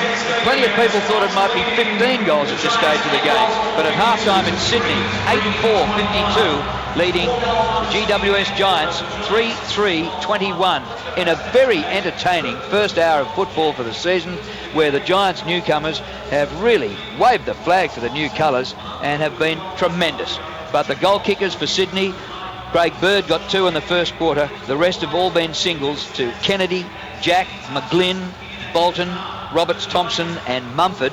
And for GWS, their goals have come from Ward, who got their first in the first quarter, and they kicked 2 in a row in the second quarter, 1 to Nathan Wilson and 1 to Will Hoskin-Elliott. And at half-time, Sydney 8-4-52, the Giants 3-3-21. Let's get the thoughts of Craig Bolton and Ty Kennelly ahead of the news. It's going to be hard enough for the Swans going into the rooms. You know, it's like I said before the game, it's a lose-lose situation really for them. You know, they're going in now at half-time, and I think they're going to be more disappointed with their contest themselves. You know, the ball use is stuff that's going to happen, and you can work on that, but the contest hasn't been great, and the GWS boys are going to be totally opposite. Energy's going to be up, they're going to be loving it inside there, and going to be pumping them right up, and it's a great start for them, great start. Been super impressed by them. Just their capacity to perform under this pressure. Like big stage, first game for 17 of these kids.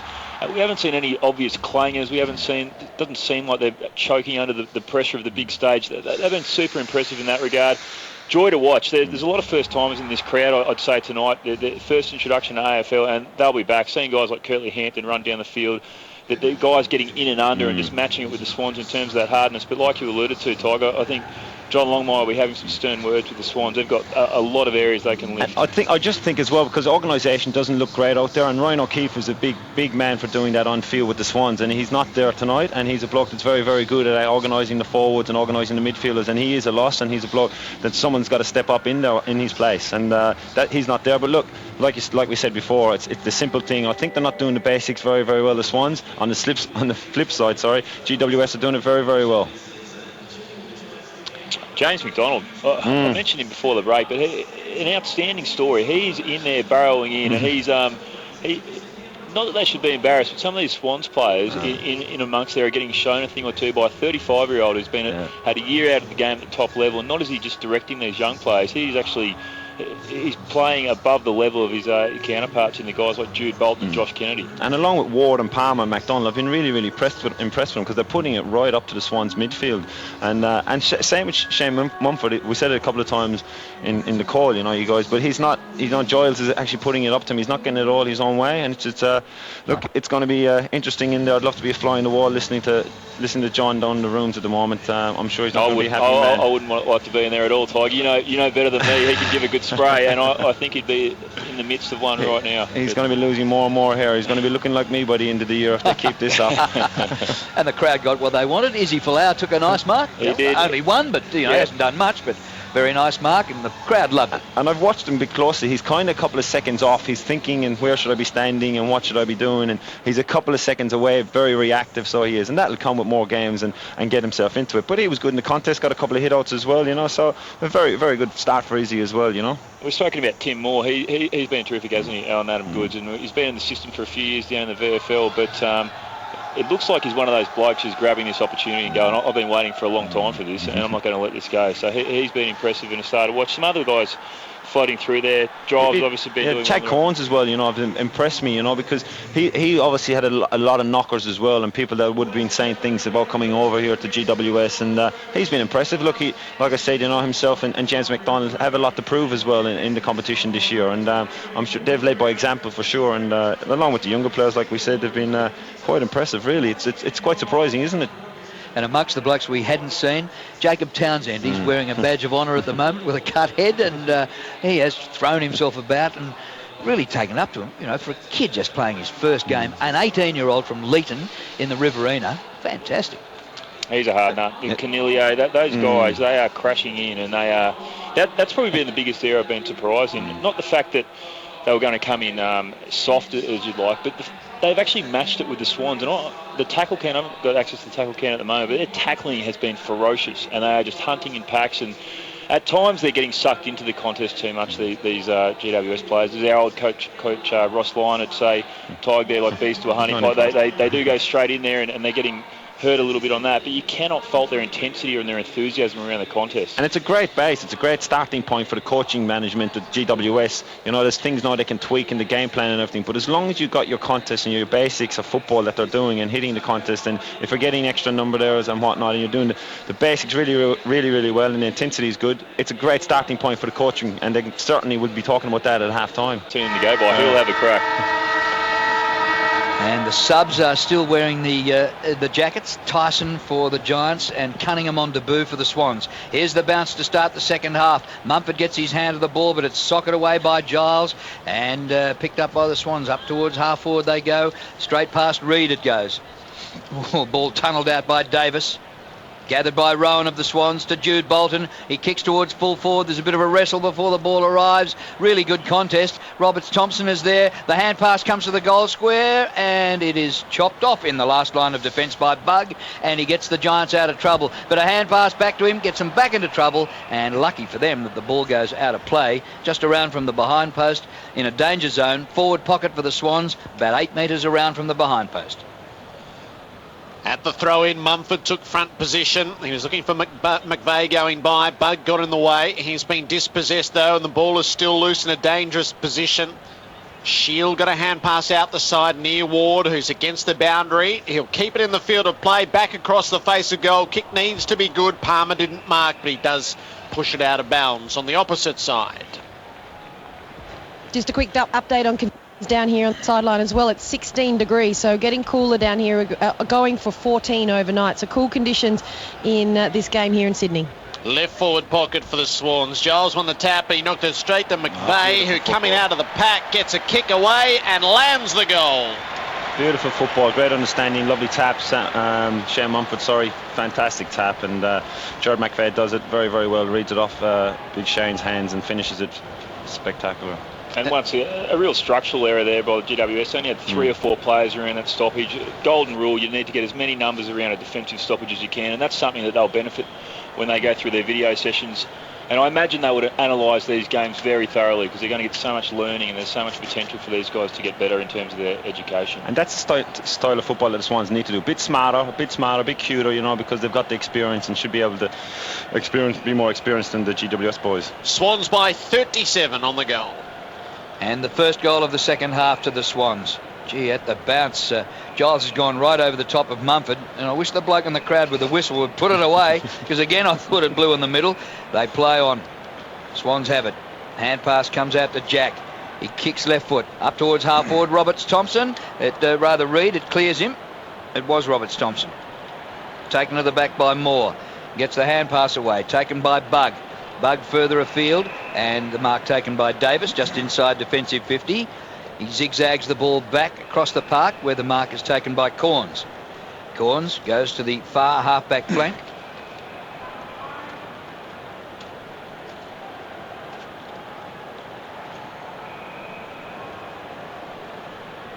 Gee, they're going to zigzag it and kick it actually backwards again, and Bug takes the mark. They've had about 5 possessions and they've lost 30 metres. Bug in the last line now for the Giants. It's the sort of stuff that you can practice hour after hour in the off-season when you haven't got an opposition. He's kicked up to a pack, and good mark has been taken for the Giants at half-back flank. That was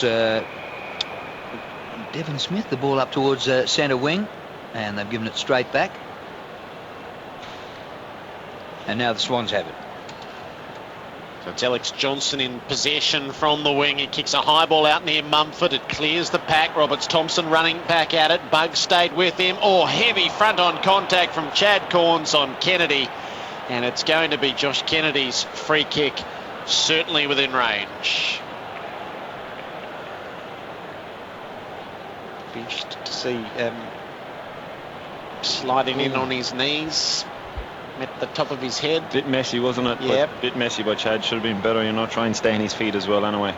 Probably would have got hold of the ball if he stayed in his feet and trapped it in Josh Kennedy. I don't imagine he'd end up with points, but the match review panel will definitely have a look at that. Josh Kennedy from 40 metres out on the angle. He has steered it home expertly. So the Swans have kicked a couple in the first 4 minutes of this second half, and they spread the margin out to 43 points, 9-4 to 3-3. Been a bit kind there with that description, Jared, I think. Expertly, Josh Kennedy runs back with a wry grin on his face after he's starting that out about 10 metres to the right, and it somehow floated back through the sticks, but it made it, and that's all that's important. They'll be breathing a little bit easier in the box, at the Swans box underneath. Good start for him in the first 4.5, 5 minutes.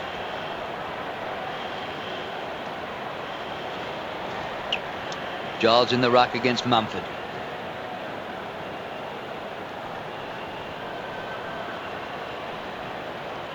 Palmer with Jack. Here's the bounce. Give it to Giles. Ball comes down to Ward. Outside of his boot. Clever kick.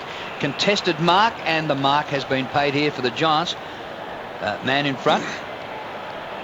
Hoskin Elliott.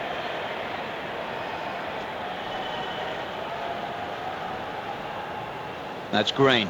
Green kicks long towards full forward. Swans up against each other. The ball comes down to the front, and a snap by Hampton, who's had a couple of misses, and he has another miss. He was in front and about 25 or 30 metres out, and he's kicked his third behind. He's class. He's class, Hampton. Took that off the pack, spun around a couple, nice snap over the shoulder. Missed, unfortunately, but he'll be a very good player. I had a bit more time as well here, and it finished, and he realised. Alec Johnson marks the kick in the right back pocket without hesitation for Sam Reid, who's in front of Davis. He hangs on strongly.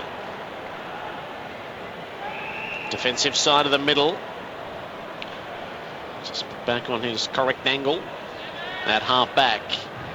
Sam Reid from half back to half forward. Mumford's in the pack. It will clear him. Moore got the spoil on. Goods knocks it forward for the Swans, and it's batted further afield by Everett. Jetta, the speedster, is onto it. He burns away and kicks the goal. And he's had a change of boots at half time, Lewis Jetta. He had the GWS orange sponsored boots on it. He's taken them off. He obviously didn't think he was going fast enough. He's now got the bright yellow and red boots. The fuel injected yellow ones. They had the turbo then. He was very quick there. We spoke about him earlier, Ty. He had a disappointing last year. The club, I think, and himself would have expected more in his development. So big year coming up for him this year. He's got so much potential, like just so much talent, obviously, the pace and his skills. Probably the best kick in the club, Ty. Yeah, definitely, without doubt, now that I've left. But look, he had a lot of things going on off field as well. He had his first child. He's a young man, so he had a lot of things to deal with last year. And look, he looks great. Looks good start to the year for Lewis. Bounce is not good. The ump should call that one back. It was outside the circles. Now they scrap for it at ground level, and it's not coming out. The Swans players claiming the Giants player holding the ball at floor level. Umpire doesn't agree. That was Shield, last man up. The ump will bounce it again. Best kick in the club. I would definitely put him up there. Wasn't he the bloke who kicked 19 behind before he got out? I was just about training, I would say. Oh, well, let's judge him at training then. I'm sorry we only see him on match day. He's a fantastic kick until you put goalposts in front of him. Here come the Giants out of the middle. The ball over the head of Goods. He gathers a beautiful little hand pass back to Johnson, and Johnson steers the pass to centre wing for McGlynn, who had a quiet first half. He squares the ball up, dangerous. Chance here for the Giants. Running onto it is Hampton. He does look good. Little left footer, a poke ball out wide. Bug takes the mark. Hand pass to Shield. Dodges one, dodges another. Hand pass wide, out to McDonald, the veteran, who steers the pass up just forward of the wing, where the mark is taken by Green. Russell Green used to wear number 35. Here is Green. He is Toby Green. He kicks towards full forward. A leap at the back. It comes down to the Giants. Wheeling around, and a shot for goal. Well, went up in the air from Wilson. Was nowhere near goal, and out into the crowd. Out of bounds on the full. You can see Teddy Richards giving a bit of mode as well to him. It's just good to see, kind of stamp his authority, because Teddy's had a good game and he's been solid back there. Swans by 48 points. Early stages of the third term. McVeigh out of the back pocket on the resumption. Kicks it as far as he can in the Mumford direction, but it's neatly marked by Cornelio, who read the play well, just drifting to the left of the pack. He'll put it straight back into the hot spot and see if he can get a forward to take a grab. They lean into each other. McVeigh is the crummer, and he kicks it away, and we'll see it out of bounds. The target of the high ball was Jeremy Cameron, who will grow into a lump of a lad. They set up deep forward at the throw-in. Giants in attack. Giles won the tap. Jude Bolton had the footy though. Worked it out through Mumford. Grundy and Parker skews a kick out of there. It bounces into the middle of the ground. McDonald, it was Homsch who was trying to get his way through. He was held up and dispossessed. Rowan gets it to Jack. Dinks the ball forward to the middle. It gives them a chance through Everett. He hand passes to Jack. Open goal front. He runs it up there. Jetta again. Off the ground! Superb stuff from Lewis Jetta. All on instincts. The boy can kick it. Best kick in the club, off the ground, out of the air. There you go, Drew. Swans by 54, 12-4 to 3-4. Amazing play. Kieran Jacks just put that out in front of Lewis Jetta, who's running to the forward 50 and just hacked it out of mid-air, probably, 5 to 10 metres out, but on a tight angle, and ripping goals. Ty, that'll wind you back to your soccer days. Back to my soccer days. Remind me of Lionel Messi, there's Barcelona. Fantastic finish. Lewis is having a blinder, which is great to see, and let's hope he continues. I'd love to see more of that. Lucky he changed it. It's just on the boots. Bug is down here too for the Giants, and he's just used a spanner just to tighten his screw on. So probably a bit of muck out there at the moment as they're all getting some attention to their footwear. Mumford pushed out in the ruck, takes the free kick. Little hand pass, gets it away to Jack. His kick towards the forward 50. Chest mark taken by Adam Kennedy in defence for the Giants. 12-4-76. Plays 3-4-22. 11 minutes gone in the third quarter. They square it away, the Giants, across to Moore, who steers the pass up the ground to McDonald. James McDonald. Remarkable. First game for a year and a half. Steers the pass in where the mark's taken by Kennedy again. Kicks the ball backwards, so they're happy to go back before they go forward. Moore getting plenty of touches this way. Across the ground he goes.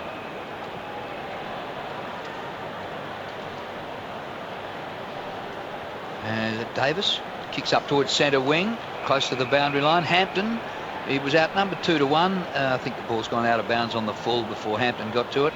So it'll be a Swans free kick to be taken by Malcheski. 76 plays 22. I think the result beyond doubt, but they still might get some accolades when the story's written on tonight's debut by the Giants.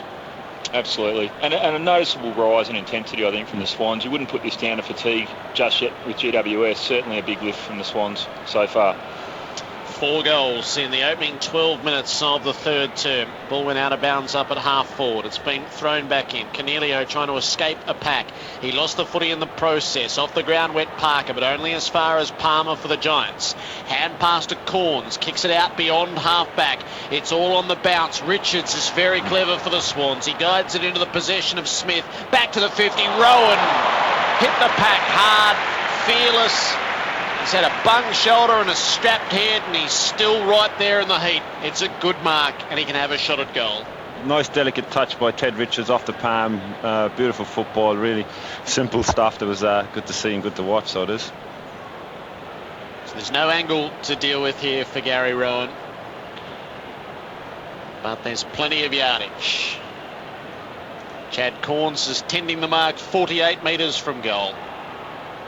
Rowan's giving himself the full wind-up. Through centre half forward. Unloads from 52. He got a big piece of it, and he steers it inside the right-hand post. The Swans are racking them up now. Out to a 10-goal lead. 13-4 to 3-4. And he is one block that'll test Lewis Jetta for best kick in the club, because he has a beautiful strike of the ball, Gary Rowan. And pace too. Often the talking point amongst the locker rooms, who's quicker out of those two. But I'll tell you what, if those two players can fire and can live up to their potential, which is Swans' hope, and Sam Reid has a good impact up forward this year, that's an ominous forward line. You've got Adam Goodes floating through there as well, and that becomes a genuinely potent forward line. It's that X factor, isn't it? You know, if they can do it regularly for the Swans. And he's recovered well, because I saw him do his ankle last week in a pre-season game. So he's done well, left the ground on crutches. So good to see him out tonight. Izzy Folau in the ruck. He wins the hit out too, but it goes straight to Jack of the Swans, and the kick up to the forward line. Here come the Swans again. Jude Bolton steers the pass up, but well defended by Hoskin Elliott to get across in front and knock the ball over the boundary line. Looks a good player. He comes from the Western Jets, and his grandfather, Charlie Norris, played for Collingwood and Fitzroy in the VFL 100 years ago. And it looks as though he's inherited some family ability.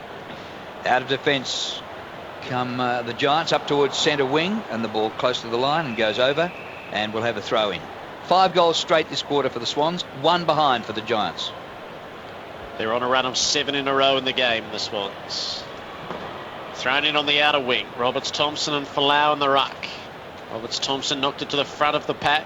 Jack trying to escape. He fails. Palmer, same assessment. Shield gets caught with the ball. It bobbles around. Folau's able to pull it out. And a hand pass to Green. Kick up to half forward. But it's Grundy who's well placed to take the mark for the Swans. He stays left. Back whence it came. McVeigh with the short ball to Goodes. Goodes is signalling the runners to come at him. Parker did, and he honoured it. Put it right onto his chest. Parker got it off the outside of the boot, so it's going to land loose at half forward, and it's to be run onto. McGlynn couldn't quite gather it, and he goes up over the top in his endeavours to tackle. Melcheski ends up with the ball from a long way out. He's driven it at the goal front, but Tim Moore providing great coverage again in defence. Oh, he's just about their best, isn't he? Moore back there. Terrific night he's had. Now Ward has it, close to the boundary line, right half-back flank. They look pretty static. Are they going to get a goal this quarter? Big pack gathers at centre wing. Teddy Richards climbs on him and takes a beautiful mark. Plays on quickly to Malcheski. It might open right up here for the Swans. Down the corridor, Jude Bolton, front edge of the centre square to full forward. No problems whatsoever. And the mark has been grabbed about 15 metres out from goal. And this will be a certainty for Reid. They're looking a bit more stagnant around the field now, GWS. They're sort of certainly slowed down. A lot of blokes hands on knees, moving quite slowly, and you can just sense that if the Swans can keep their skill level up, they might be able to cut them up. Reid for his first. Point blank, misses. Is he the worst kick in the club? It's an area. Best mark, worst kick. It's an area that's going to really stop him from being an elite centre half forward, full forward, is his goal kicking accuracy, and he'd be disappointed with that, Sam. He's not having a great night, and he would be more disappointed with that as well. Just a quick one down here. Jonathan Giles, he had got a big knee in the back of his head from Ted Richards. He open. His head is cut completely. It looks like they don't even have to change his jumpers. So just down here getting some attention. A lot of blood. This is probably our 4th head clash tonight, so a very, very big game. Giants were trying to work it short out of defence. They failed. Rowan took the intercepting mark. He lobs it up to full forward. They all fly in. Bug is able to gather at the drop for the Giants. Hand pass to Green. They're not out of it yet. They're hemmed in desperately. Bug with a kick. It was touched on the way out. Hanbury trying to lift himself into the game. Chad Gordons went with him, and the ball spills the way of Canelio. He brings it out through Davis. Finds the hand pass sideways. McDonald, they run in waves, the Giants. Put it out in front of Palmer. Didn't quite find the target. Backward they go. Canelio, he's got it. He's brought down. The Swans closed in like a matrix. Much better, Swans. Much better. Intensity, unbelievable. Really hunted in packs, because you could see GWS were really charging, so they were. Here's the bounce at centre wing as the ruckman gather. McDonald comes over the top, wins it. Through Canelio it goes, taken by Kennedy for the Swans. Hand pass to Malcheski. He kicks to the 50. Chance for Reed again. He gathers the bouncing ball. High hand pass to Rowan. Terrific hand pass to Roberts Thompson. He's on the 50. Centres the ball rather than going for the score. It's now 30 out, but taken in defence here by Hoskin Elliott for the Giants, and they're running out of defence. The hand pass away. Comes to McDonald. He kicks long towards half forward. The only chance there is Wilson, outnumbered 2-1, but the ball beats him out of play at half forward, and we'll have a throw in. It's probably a good result out there, you know, from so they can reset here, so they can with a stoppage outside their 50 or outside their half. Gee, the scoreboard's cruel. They're replaying Reed's shot for goal, which was a shocker the first time, and even worse the second and third. True instep kick, wasn't it? 61 points the margin. Mumford won the tap. The Swans tidying up at the back of it. Bird shared it with Bolton and got it back.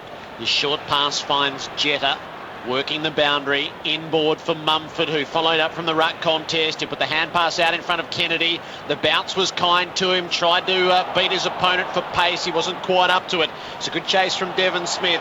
That movement breaks down from the Swans, and Mumford has to ensure that it goes out of bounds. Left half forward for Sydney. Gee, he's having a big blow. He's in the ruck against Mummy here. Tossed back into play. Mumford and Folau lean into each other. Mumford won it. Ball spilt out the back of it though. James McDonald. McGlynn is working hard. Still in dispute. Bug had a little kick at it. It didn't go far. He dribbles away and out of play. Izzy needs a hyperbaric chamber at the minute. He's blowing, isn't he? Very hard. It's all a learning curve from, you know, big man Mummy's dominant ruckman in the competition, so it's good to see Izzy out there and putting it up to him as well. 83 plays 22.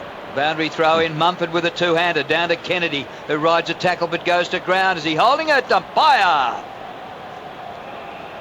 It'll be a ball up. Kennedy getting up saying he's got one on the back, so he's going crook. Inside 50s drew 47-19 now. No. I'm not sure when the Giants are going to get inside 50 again, quite honestly. Bunted on by Bolton. Jetta runs onto it, 30 metres from goal, loses control of it. They follow up with pressure, but the Giants good enough. The kick by Bug across the ground. It's close to the boundary line. Kennedy. Oh, Kennedy has his hand pass blocked by McGlynn. McGlynn handballs to the goal line, and it is fumbled by Reed about half a metre out and goes through for a behind. Couldn't believe they didn't get a score there. Yeah, he's not having a great night, Reedy, but good play there. A little bit shaky down back at the moment, GWS. Just a few errors creeping into their game where they were so smooth and came under pressure early on. Bug plays onto himself, kicks as far as he can outside the defensive area. Chad Corns jumped into the pack, didn't bring it down. Fearless in the follow-up, though. He tapped it out. Davis kicked it off the ground, but he's given it straight up. Alex Johnson got there for the Swans. He uses Parker forward to the middle. Hand pass to Melcheski, who came straight from the bench into the action. Kicks it up to full forward. Reed is outnumbered, knocks it down. Finds the side of the pack. Roberts Thompson trying to pull it clear. Davis is over it for the Giants. Hand pass straight to his opponent, Reed. He's dispossessed. Kennedy coming through, kicks to the teeth of goal. But it is intercepted on the way through by Toby Green of the Giants. Just saw a cutaway on the scoreboard with Steve Waugh in the crowd, a famous Western Suburbs boy wearing the orange scarf of the Giants. There's quite a few famous people that are wearing them. Paul Mercurio just came past as well, so they're trying to recruit some big names in Western Sydney, no doubt. I wonder how much that's cost them. Ball near the centre wing, kicked forward by the Giants. They haven't been near the 50 really this quarter. And the man in front, Teddy Richards, stumbles forward and takes the mark. Out of side, just behind the wing. 13-6-84 to 3-4-22. After a tight contest, it was only 31 points the difference at half-time. There's been 5-0 in this third quarter. Now Matner has it. Kicks with distance up towards the 50. A pack gathers and standing his ground to take a good mark. Cameron. Had to go defence and forward. Kicks the ball back and doesn't hit the target. Gee, you've got to do better than that. It's okay. Running onto the bouncing ball is Bug. Hand pass away to Corns. Corns kick.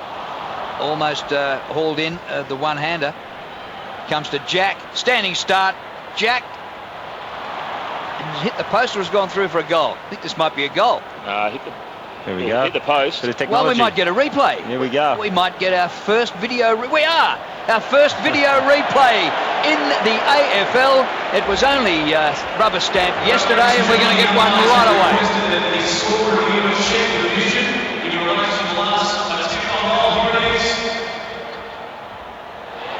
Oh, yeah, hit the balls for sure. Television tells us that is a poster, and we're going to get the right result as a result of technology. Yahoo! Should have been able to pick that with the naked eye, in all fairness. I don't mind the theatre of it all, but if that's the standard, we're going to need it all year. Well, they haven't in 2 grand finals recently. Canelio has marked it 40 away from the defensive goal. Sydney Swans have used their sub. Shocking kick by Canelio across the face of goal, and it's back in dispute. The Giants will need to be good to get out of this, having sold themselves into a measure of trouble. Tomlinson and Bug try their hardest. High ball out to half-back, 4-man pack. Richards hit it hard, but it will take the fall the way of Shield. He'll use Canelio through the middle. Kick up to half-forward, high ball. Underneath it, Count was Wilson. He couldn't take the mark, but he does fight on at ground level. He's tied up by Richards. Umpire circles and says holding the ball. Shannon, confirm this up for us. Yes, Luke Parker's off. He's got the red vest on, and Harry Cunningham from Wagga Wagga. You mentioned Turvey Park. It'll be a very exciting night for Riverina. I know they've got a big flood appeal tomorrow, so they've got something to cheer about tonight from the Riverina. Harry Cunningham coming on for his AFL debut. An 18-year-old, and he gets on at about the 24-minute mark of the third quarter. So a bit of time left for him to stamp his influence on the last quarter and a bit of the game. This ball by Tomlinson for the Giants. Out wide he goes to centre wing.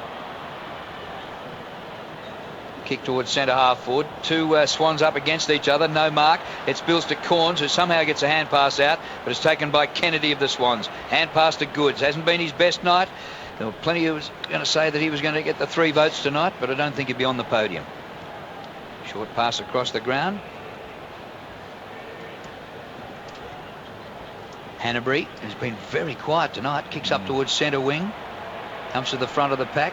And hands in the marking contest, and the free kick will go to Reid of the Swans. Close to three-quarter time. They tinker away with it out on the far side. Reid with a short kick to Hanbury. Wheels out onto the left boot. Means to put it inside the 50. Roberts Thompson playing more from behind. More with the spoil. Davis on the follow-up. Everything's been done under duress, though, for the Giants. It's a free kick in the aftermath of all of that. And Cameron will kick across the face of goal. The longer this has gone, the more jittery they have looked doing that. Bug near the defensive goal square. Nothing to go to. The Swans pressing right up. High ball outside the 50. Kennedy flies in the air to bring it to ground. Giles for the Giants, hand passes it forward of the play, but that's where the Swans have their numbers. Reid was good. He got it to Jack inside the 50. Bit of fumbling done by Palmer, who's got absolutely beset upon by 3 or 4 Swans. The umpire takes mercy and will bounce it. Thought Moore was in a position maybe to mark at that time and went straight through him. Probably the first thing he's done wrong all night, isn't it? Dangerous spot here for the defence of the Giants, only 30 metres out from the Swans' goal. Good hit out by Reece Palmer, though.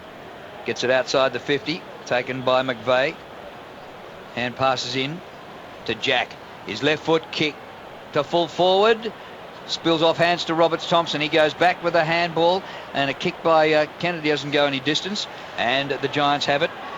Homsch gets the hand pass up the ground. Now outside the 50, back in the direction of Canelio, who punches rather than takes possession. It comes to Matner of the Swans. He gets his hand pass in. Malcheski might be holding the ball. He is, says the umpire. He was tackled from behind.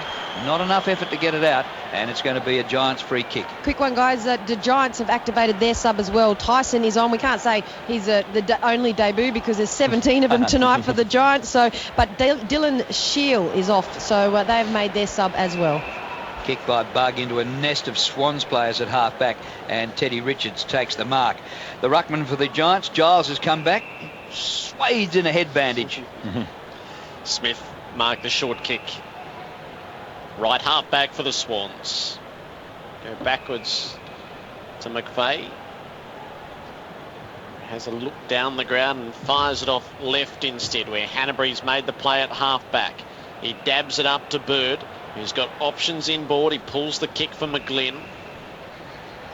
Doesn't manage to play on, but he will put this deep inside the forward line. Roberts Thompson flying from deep, but a huge grab taken by Jeremy Cameron, who worked his way into the heart of the pack and clunked it superbly. Terrific grab. We've heard a lot promised about this youngster, and probably had a very quiet night actually tonight, but that was outstanding. Comes from the North Ballarat Rebels in the under-18s competition. The kick towards centre wing comes to Nick Smith, who gets it across to Jack. Into the corridor he goes to Bird, who penetrates the 50 with a beautiful kick, and the mark has been taken here by Everett for the Swans. 45 metres, maybe 47 metres out from goal. Hasn't been his finest performance tonight. Andres Everett, who came to the Swans from the Western Bulldogs, but he'll kick after the three-quarter time siren from near 50 to see if he can make it 6-0 this quarter. Everett, not a bad kick, but a bit left about it, and just grazes the inside of the post. No need to go to the video replay for that. Clearly a poster, and that is three-quarter time here at the Olympic Stadium in Sydney. A quarter absolutely dominated by the Swans after an entertaining and competitive first half. The Swans now lead 13-8-86 to the Giants, 3-4-22. For the Swans, their goal kickers have been Kennedy, who's got 2, Bird, who's got 2, Jetta, who's got 2, and the rest singles to McVeigh, Jack, Rowan, McGlynn, Bolton, Roberts Thompson and Mumford. So they've spread it around, and yet you don't find Goods amongst the goal kickers. And the goal kickers for the Giants, singles for Ward, Wilson and Hoskin Elliott. Three-quarter time at the Olympic Stadium. The Swans by 64. Well done, James McDonald, after a year out of the game. Yeah, well done, James. Fantastic effort, hasn't it? There might be hope for us yet, Tig. Yeah. Year out. Into the last quarter we go. The Swans by 64. Giles wins the opening possession for the Giants. Hand pass to Ward. High ball up to half forward. Davis was edged underneath the contest. Nick Smith had it for a moment for the Swans. Hand passed it out near Grundy. He had the fumbles, but he got it to McVeigh. Kicks it out to half back when Alex Johnson made the play. But then he coughed the footy up as he endeavoured to get them forward. Hampton got in the way for the Giants. Davis on the switch forward. He's come up on the long lead. He wasn't able to take the mark. McVeigh is dragged down. The ball stays against the boundary. Jack with a hand pass. Grundy, 2 little dummies to get himself out of a tight spot, and he kicked it straight to Hampton again.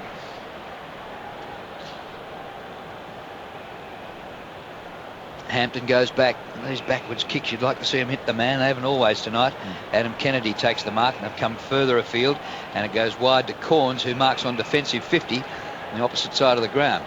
Right half back flank. 86 plays 22. Kick by Corns. Bit of a floater and a wobbler up short of the wing. Mattler drops what he might have taken, and the ball spills out of bounds. Certainly expect GWS to start dropping numbers back this quarter as they do get tired and try and protect their goal line.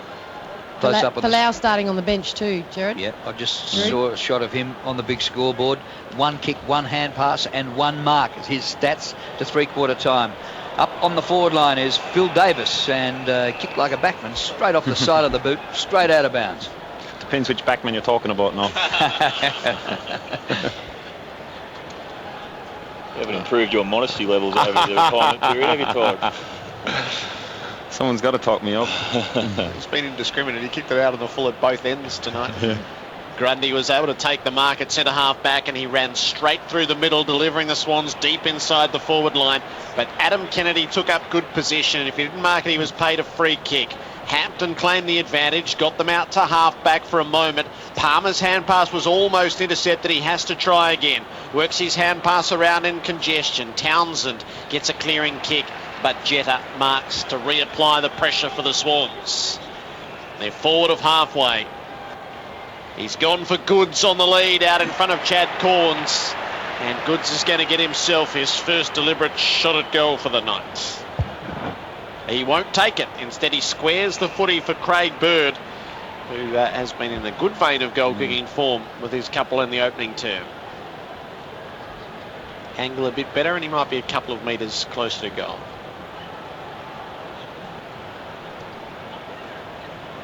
Craig Bird plant just inside the 50. Kick the right foot, drop punt.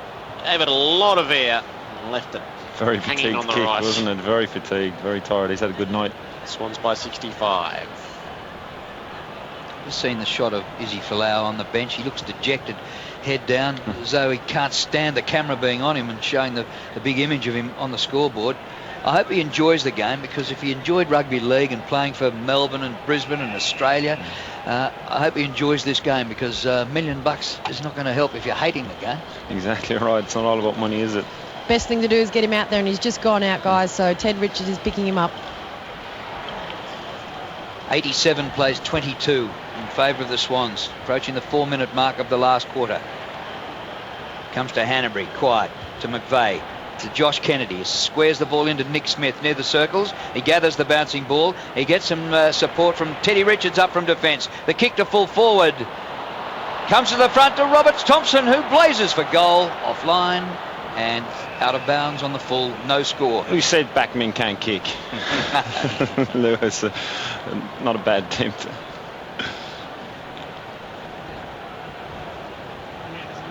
So the Giants looking for the inbound kick. Adam Kennedy takes his time, then boots it as far as he can to a contest outside the defensive 50.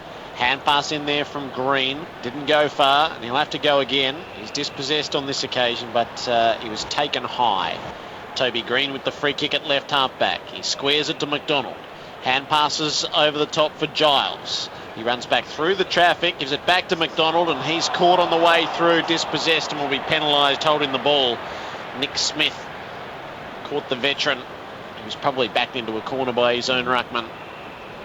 So Smith for the Swans inside the 50, 4-man pack. Chad Corns comes back in front of it as the 5th, and he takes the mark. Excellent mark. Not sure about the kick across in front of goal, but it works okay. Homsch takes the mark, gets it back in a 1-2 with teammate Bug, who's been the leading possession winner tonight for the Giants. Ward gets it, gives it, and gets it back over the head of a teammate, but it sits okay up here in midfield for Wilson. He works it towards centre wing, but it has come unstuck. Davis playing out of position, lost control. Malcheski for the Swans, penetrates the 50. Mark might have been taken by Reid. He dropped it. It comes to Rowan, gets the hand pass back to Reid, near the boundary line, across his body, a high ball to the goal square. Roberts Thompson, the only hope. He had to beat 2. And the man in the crowd put away the whistle, for goodness sake, and the umpire's going to ball it up in the goal square. There'll be quite the congestion around it. It rises 8 metres out from the Swans' goal. Giles tapped it into the pack. It was kicked through by Bug, and there's sufficient pressure around for that to be a behind for the Swans. They lead by 66 points. Did you get a stat for that? I guess he does. It was an effective kick. An own goal, yeah. He got it away and did score. Now Giles, the ruckman, head bandaged, has it in the back pocket for the Giants. Kicks it all right. Good spin on that ball, just short of centre wing. Big pack gathers.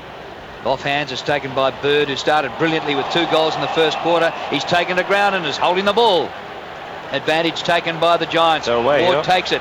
Mark taken by Palmer. He tries to take on his opponent and gets around. Beautiful. Gets past Johnson and passes down towards the forward pocket. Beautifully done, and the mark taken by Tomlinson.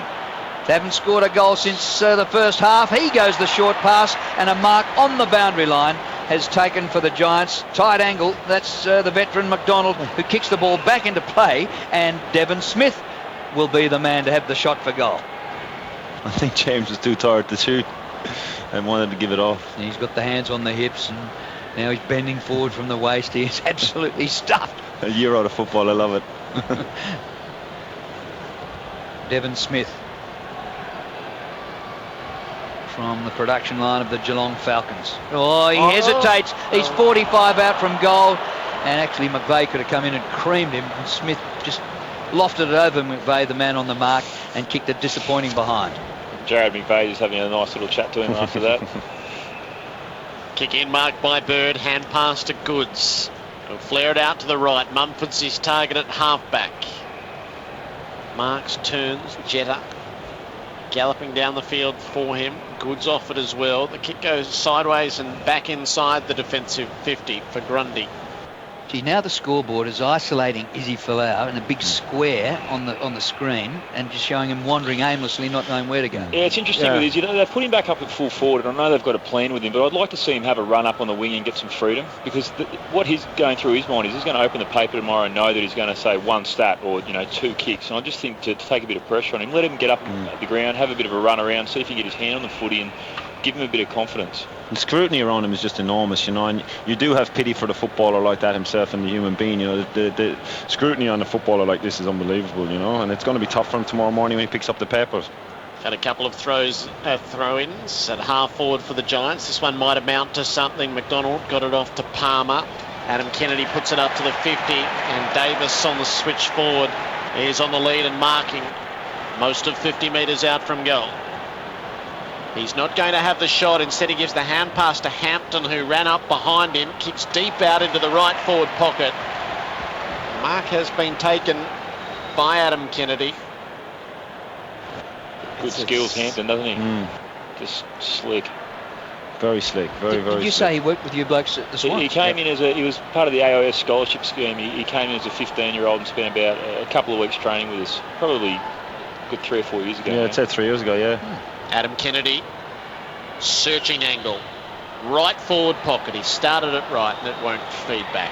And he was just cramping before that kick, Jared, too. So they're just starting to feel it now, these young Giants. But quickly on Curtly Hampton, I know a lot of people in Alice Springs will be very excited about him being a Territorian, making an impact already. He was the first goal kicker in the pre-season for the Giants as well. So there's big celebrations, and I was there when he was phoning his parents. So big raps for this young guy from Alice Springs. Malcheski kicked into Cunningham, who took his first mark in the AFL, but then unfortunately gave the ball straight away to the Giants, who kicked towards centre half forward, and the mark's been taken by Giles, and this could be the Giants' first goal since the first half. He deserves it. He's had a good game, so he has. He's battled well, so he has, for the big man, and let's see what his goal kicking's like now. Cornelio in the hands of the trainers. That'd be the last thing the Giants need. Number 2 pick in the draft, and I think he's going to be helped off. He's a bit groggy by the looks of it. Very groggy. It's probably a better description. The first person over, though, to him was Callum Ward, so he's really doing a good job tonight being captain, and he was just patting him on the back. Jonathan Giles, set shot for goal from 47. Beautiful! Oh, home with plenty to spare. That is a terrific kick, and it's their 4th goal only. And it's good to see the celebration afterwards, all the players getting around them. They still got the energy up, and I was saying it there on the break, you don't want the game to peter out, and it certainly hasn't for them, and they're still going, they're still battling, and it's good signs for them. Great resurgence the last 5 minutes, especially after that third quarter. They've picked it up. They're making more of an impact around it. This with great confidence. The crowd goes up at 38,203. So that's a win. That's above expectation. 35 and 40, yep. That's great. That's absolutely fantastic. The AFL will be wrapped with that, so they would. That was the first goal of the last quarter, full stop, so the margin comes back to 58 points. We've gone 11 minutes of the 4th quarter. Yep, Swans have gone 11 minutes for just 2 behinds. Roberts Thompson has gone into the ruck. He got the tap, but there was no play thereafter as Josh Kennedy was buried with the footy. And Connolly is up and about, and it wasn't a head knock, which was good news. It was actually his chest. He was just probably hard of breathing. They're just checking the chest and the rib cage now, so at least it's not a head knock. Bounce outside the circles. Giles spikes it forward. McVeigh's onto it first, though, for the Swans. Hand pass was fumbled by Malcheski. The bullocking work in there was done by Toby Green. He wasn't able to get an effective kick away. And it's a milling pack. Is that bees to a honey pot, that stuff? You could throw a blanket over about 14 players. There's a bit of bustling going on just away from the ball. An awful lot of players around it. McDonald went 3rd man up, not really to any great effect. They've certainly lifted again, haven't they? GWS. They have. It's an ugly skirmish. 45 out from their goal. No prospect of a clearance there. Giants have got Hampton as a loose man back in defence, but he's up in the middle of the ground. Half the ground is empty, and there's a real big pack inside the 50 here for the Giants. Izzy goes up and wins a good hit out. Ball comes down and slung off the kick is Palmer. Lost control of it. The Swans have it. Kick by Kieran Jack over centre wing towards half forward. Up goes Hampton, but half missed with his punch away. Running onto this is McGlynn gets the hand pass to Goods, who's goalless tonight. He kicks from 50 and hits the behind post on the full, which is out of bounds on the full. Not one of his great nights, Adam Goods. Hasn't been in keeping with his pre-season form at all. You'd hate to waste it in the NAB Cup, wouldn't you? Yes. So Chad Corns with the resulting free kick. Loads it up outside the defensive 50. Pack forms, comes the way of McGlynn. From hands and knees, he feeds it out to Johnson. High ball inside the 50. At full forward, almost plucked by Everett, who kicks it off the ground regardless for the goal. So the Swans first of the final term, coming after 13 and a half minutes and resetting the lead at 64 points. I think the Swans have been doing some soccer training throughout the off-season. You know, it's another soccer goal for Andreas Everett, who has had a quiet night, but a big year for Andreas as well this year. You know, he was traded to the Swans last year, and he's a quiet bloke. He's generally quiet and inward, so he needs to step up a bit and come out as a footballer and play some good football for the Swans really this year. Different from Spider. Very, very different. Very, very different. Unbelievable. 94 plays 30. 14-minute mark last quarter. Mumford, favoured by the bounce, wins the hit out, but it's rowed by Canelio, who's back in business. Kicks high ball up towards half forward. Mark drop, chance for McVeigh. And the ball out of play. And actually, you'll call Canelio in the middle of the ground. It was Reece Palmer, the former Fremantle Docker. They've had 11 different goal kickers, the Swans, tonight, so if they're not getting much out of key forwards, and they've had nothing out of Reid on the scoreboard, apart from two behinds, they need to spread them around, and they have done that tonight. Oh, Goodsy, yeah, they've been quiet, haven't they, the two keys? Lots of possessions here for the Swans in defensive 50 until a kick is smothered off the boot by Palmer, and it goes over the boundary line for a throw-in. At the halfway point of the final term. Giants have had it for good portions of this quarter, up and around their 50 after a third term where they defended deep and constantly. Palmer trying to get it out of a pack. He can't. Mumford the same deal. Palmer does get it now. Hand pass to Ward. His kick is smothered by Bird, and it went 25 metres the Swans' way to their advantage. Roberts-Thompson was able to get it to McGlynn. A chance for the fast break. Rowan read it well. Pinched it. Hand pass forward. Everett looking for his second. From 45, he missed. Out to the right. Swans by 65 points. That was a shame. It was a really good-looking behind. He'd get into trouble saying that sort of thing, if you know what I mean. Oh, the kick in sailed straight out of bounds on the full before McDonald could get there. It's going to be a Swans free kick. Be taken by Bird just outside, by Cunningham just outside the 50 to the goal square. No mark. It comes off hands, or I reckon it might have been a Swans free in there until a soccer kick off the ground hits the padding of the goalpost. And is it behind? And the man on the ground was Rowan, who gets the score. And that's one area the Swans have got to get better. There's been too much just long, indiscriminate bombing to the top of the goal square tonight. A thing that John Longmire refers to as lowering their eyes and looking for that target around the 40-metre area out is something they'll be focusing on during the week. And Rowan's just hobbling as well. Left ankle. That's the one he injured a week ago. He's had a tough night, Gary, hasn't he? Head, shoulder, ankle. He's got the lot. It just needs some toes now. Tyson marked the kick in. He went short to Adam Kennedy, who had his kick smothered by Bolton. It's out of play. 35 around from the Swans goal. Tossed back into play. Mumford and Giles. Giles guides it down to the front. Ward wasn't able to get hold of it. Green did, but he coughed it up. Jack with a hurried kick out of the pack. It didn't go very far, and Devon Smith at fullback took the mark. He goes short for Moore. Moore's in the right back pocket. Waving for it up ahead. Drags the kick into a pack. Davis up into it. Couldn't quite bring it down. Smith at ground level knocked it forward for the Giants, but out of play in the process. 96 plays 30. Smith's suffering a bit of cramp here. He's pretty close to the bench, and he's going to be able to stagger off and be replaced, no problem.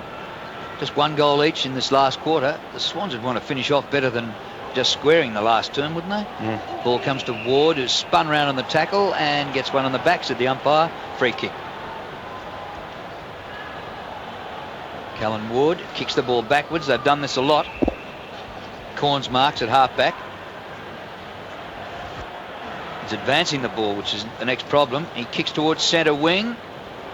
And Cornelio back on the field of play. He's cramped up as well as he hits the deck pretty hard. And he's just outside the field of play, right in the interchange gates. Stay there, mate, and you can be replaced. I think half his body's on the field. I don't know if he can get replaced or not, can he? Just drag him off by foot. Pull him off by the ankles. Exactly. There's enough dew on the ground, he'll slide easily. Green gets a hand pass away, and here come the Giants. A little hand pass comes out to Ward from Palmer, and his kick is disappointing, out of bounds on the full, down to the forward pocket, or did it bounce on the line? And we're going to get a throw in. Cornelio is suffering the bad cramp. I reckon if you're reading the paper tomorrow, the injuries, you probably have 22 cramps. They're on the forward line here, though, the Giants. And again, you could throw a blanket over about 14 to 16 players. The kick comes out towards the 50. And having a chance here is Hompsch, a defender, goes to the goal square. Izzy's up, but can't take the mark. It comes away to Hampton. I think he had got something on it, but it's a behind. He was pretty much right on the behind line. It's through for a score.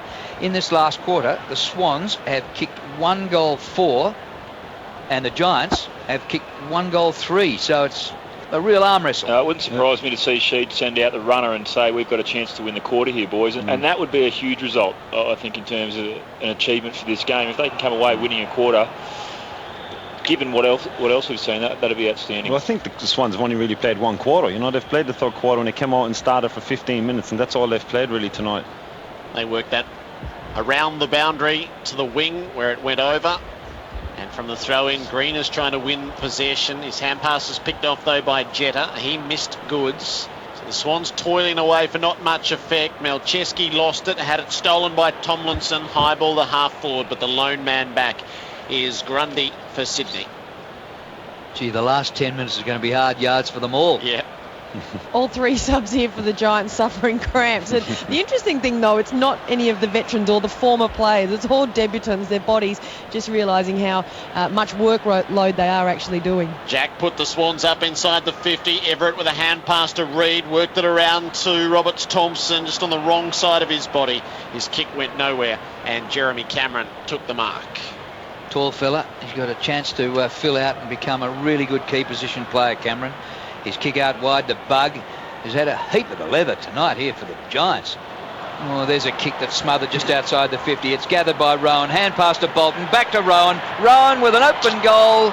Missed to the left-hand side from about 30 metres. He's kicked 1 goal 2 tonight. But the crowd, 38,203, is a fantastic result for AFL football in the Harbour City. It's been told they won't be allowed to have any kick on the ground after the match.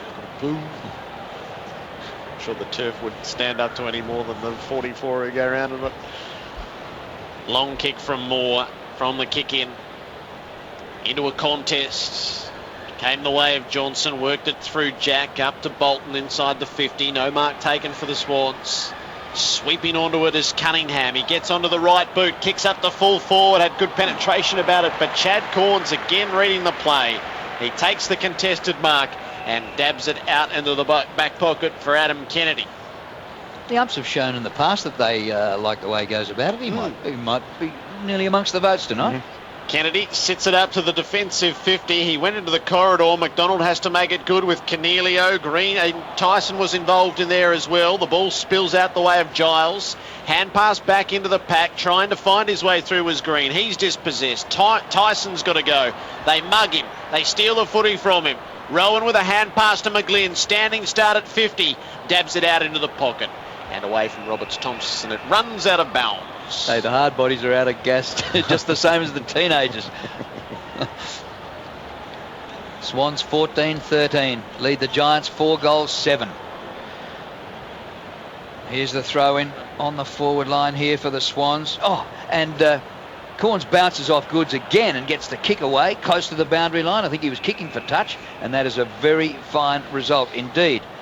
When you think that Carlton last year played the Gold Coast, In round one, they beat him by 119. The Gold Coast had the likes of Gary Ablett, and most people thought this would be a ton, but it's nothing like it. It's 97-31. The Swans have it on the 50, and a blindside tackle is laid by Izzy Folau, which was magnificent, and he's jarred the ball free. And here come the Giants. Izzy followed up and won the ball, got the hand pass out wide. Terrific stuff. And the Giants might get a goal out of Izzy's set-up, and Hampton takes the mark at centre-half forward. Beautiful play. He plays on quickly. He comes out wide, and here's McDonald, the veteran, marking 40 from goal. Izzy Folau.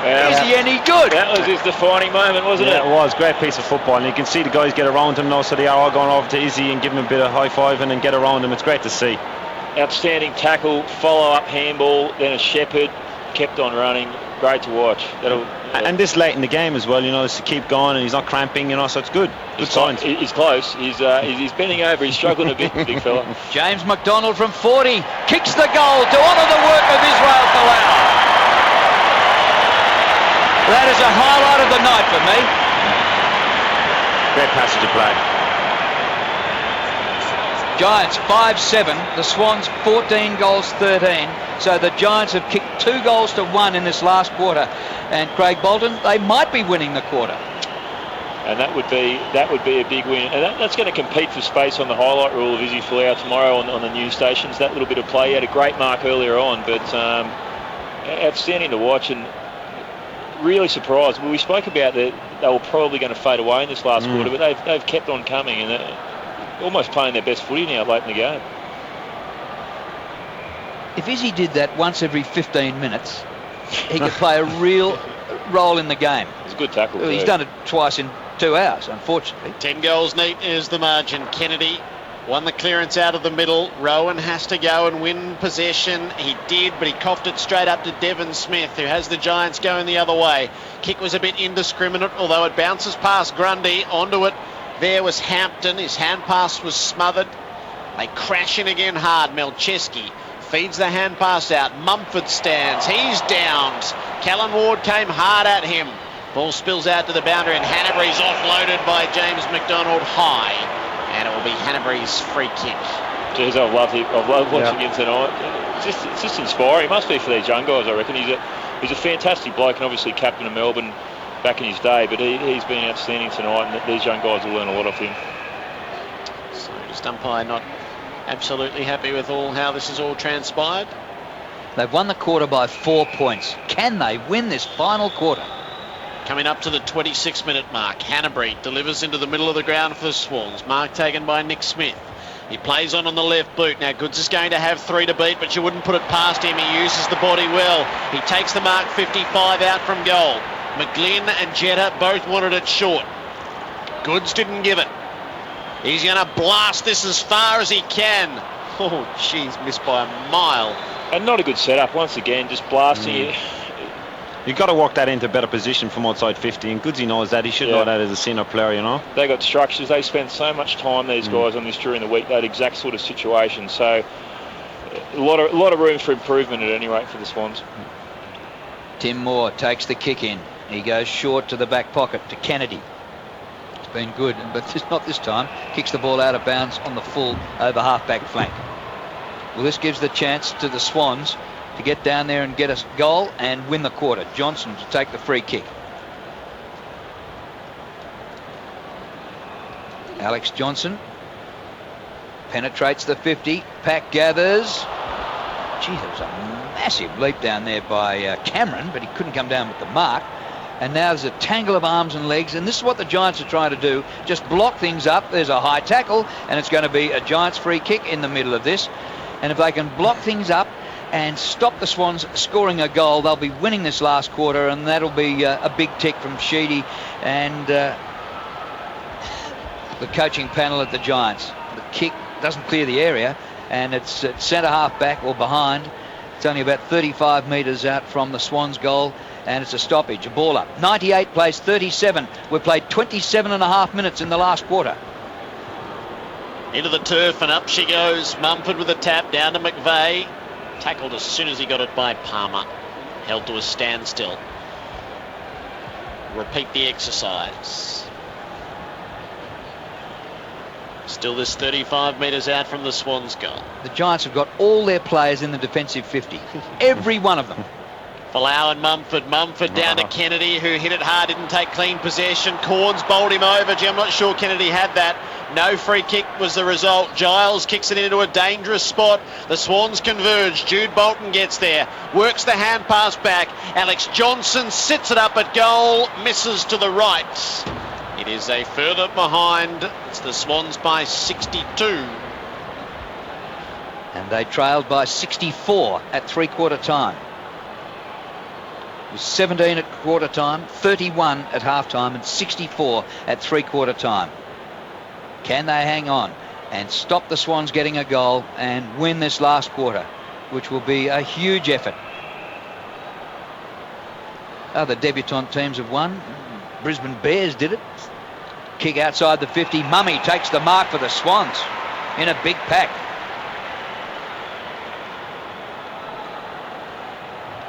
He goes for the pass to the forward pocket. Goods is there, but he's swamped by the defence. Roberts Thompson was there as well, and out of play it goes. I reckon Phil Davis probably the main one who got it out, and we get a stoppage and another throw in. Late in the game. Hoyt back into play. Folau does the ruck work. Flicks it over to the back. Palmer's got a few Swans to deal with. It's pretty ugly stuff in there. Oh, he's going to be penalised for not making any effort to get rid of it. And it will result in a shot at goal for one of the tackling Swans. There were 2 or 3 involved in it. They've sorted it out. And it is to be Craig Bird. He's been very good tonight, Bird, amongst the best players. I feel like we've been singing the praises of a lot of the GWS players all night, but Bird's been outstanding. He's had a lot of the footy, and he's looked dangerous up forward as well. So from 48 metres out, Bird with the right foot drop punt. He's wobbled it through from behind. And so ends the first Sydney Stoush. It's the Swans who get victory by 63 points. The Giants showed plenty, and they win their first quarter in the AFL. That last by a point. Shake down the thunder from the sky. What though the odds be great or small, Swans will go in and win overall, while her loyal sons are marching onward to victory. Final score in the season opener, Sydney 14-16, 100 to GWS 5-7-37. It was the Swans by 17 points at quarter time, by 31 at the half, 64 at the final change, and 63 at the close. The Swans over the Giants in front of 38,203 fans in the Harvest Inn. Cheer, cheer the red and the white, honour the name by day and by night. Lift that noble banner high, shake down the thunder from the sky. What though the odds be great or small, Swans will go in and win overall, while her loyal sons are marching onward to victory.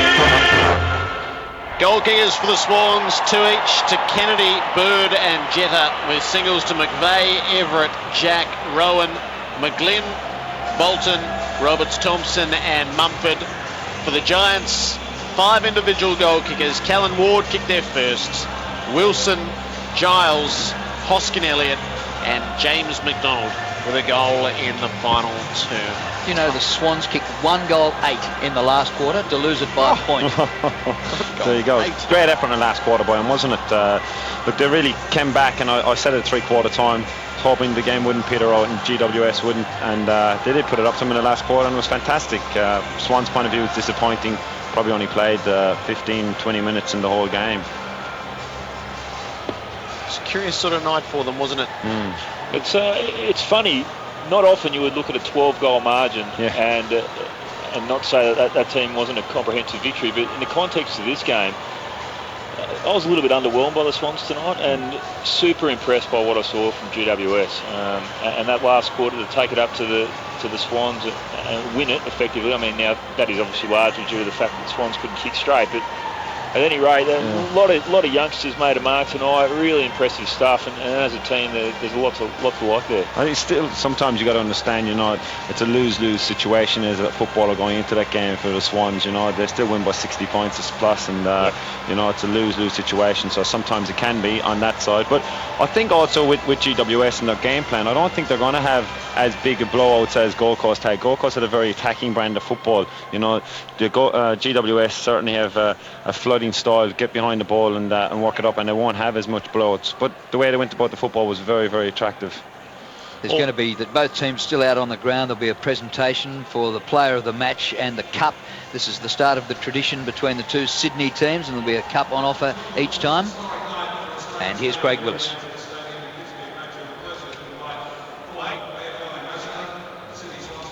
Brett Kirk to present the medal named in his honour to the player adjudged best on ground in the Sydney Derby. Brett. And the winner of the medal from the Sydney Swans, Josh Kennedy.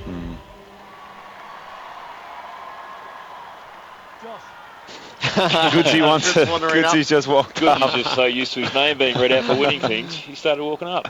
Josh Kennedy coming to get the medal. Our West Australian audience is going to leave us for the waffle this evening. Swans by 63 points. Brett Kirk bestows the medal. First of all, I'd like to thank GWS. Really feeling it at the moment. It was a tough game, and I'm sure there's plenty of positives coming out of this year for you boys. And also I'd like to thank the supporters for coming out tonight. Really got us up and got us over the line. Both the GWS and Sydney supporters. Hopefully this is the start of a great rivalry to come over many years. Thank you. Thank you, Josh Kennedy, winner of the inaugural Brett Kirk medal. Ladies and gentlemen, the two teams tonight were playing for the White Ribbon Cup. The White Ribbon campaign is the largest global male-led movement to stop violence against women. It engages men and boys to lead this social change. And tonight, the White Ribbon Trophy is going to be presented by Ambassador Paul Mercurio to the co-captain of the Sydney Swans, Adam Goods. Josh Kennedy, incidentally, had 27 disposals. And Adam Goods was held to 21 tonight. First of all, just like to thank GWS. Fantastic effort, you blokes. I'm sure the next time we play, it's going to be a lot tougher for us out here. To all the supporters of Sydney, thanks for getting out here. We look forward to seeing a lot more out here next time. All the best. Thank you, Adam. Well done. GWS, continued success in the year ahead. You can hold your heads very high tonight. And well done to the Sydney Swans. Ladies and gentlemen, hope you've enjoyed the opening match of the 2012 Toyota AFL Premiership season. So the Swans gather round to have their photos taken, but the Giants, they dispersed to hand some footies out to their fans, and the orange was certainly on display in portions of the stadium tonight. So they have a bit of a heartland on which to build on, and they certainly have a performance to build on here. Sydney victorious 14-16-100 to the Giants 5-7-37. But if you did watch this game and listen to this game to hear names that you didn't know before and what they might be capable of, certainly the Giants upheld their end of the bargain as far as that goes, and Kevin Sheedy has a bit to work with. Our news radio audience departs the Swans by 63. And on we go for the next half hour with the remainder of the country. Now, would you fellas like to describe what Kirky is wearing out there? He's got a jacket on over casual gear, including the sneakers, the stovepipe pants. He's been on television tonight. He's presented the medal. Would you wear that sort of kit? He does it all, Kirky, doesn't he? Fantastic style. Like the way he goes about it. Very similar to you, Craig. I think the phrase "a man who beats to the sound of his own drum" that is made for Brett Kirk. He looks all right out there. I think he's gone straight over to James McDonald and a couple of the old folk. I think he's a bit jealous. He'd like to be out there himself, still running around. Now, Tig, Kirky's working with the AFL, and you're doing a bit too. Yep. Since you retired, what are you up to? Yeah, look, it's great. I got a good opportunity to find some talent internationally, which is great. It's obviously what I am and who I am. I've been all over the world so far, really. You know, we've had combines and camps in Fiji, New Zealand, Ireland, London. We're going to South Africa, America, and the AFL for the first time ever the Commission basically have budgeted for international spending and trying to get more international talent out here. And my role as such is just to get the kids an opportunity from all parts of the world and give them an opportunity in all different types of backgrounds. And like I said before, if it wasn't for really Jim Steins, you know, the pioneer of it, none of us would be. I certainly wouldn't be here if it wasn't for Jim. And that's what I'm about, giving the young fellas an opportunity. I'm also coaching the under 16s and under 18s New South Wales Rams in the national competition this year, which is going to be, I'm very, very excited about. It's I love, like I said before, giving the young fellas an opportunity and helping them, and it's great. Look, I'm very happy to be involved, of course, you know.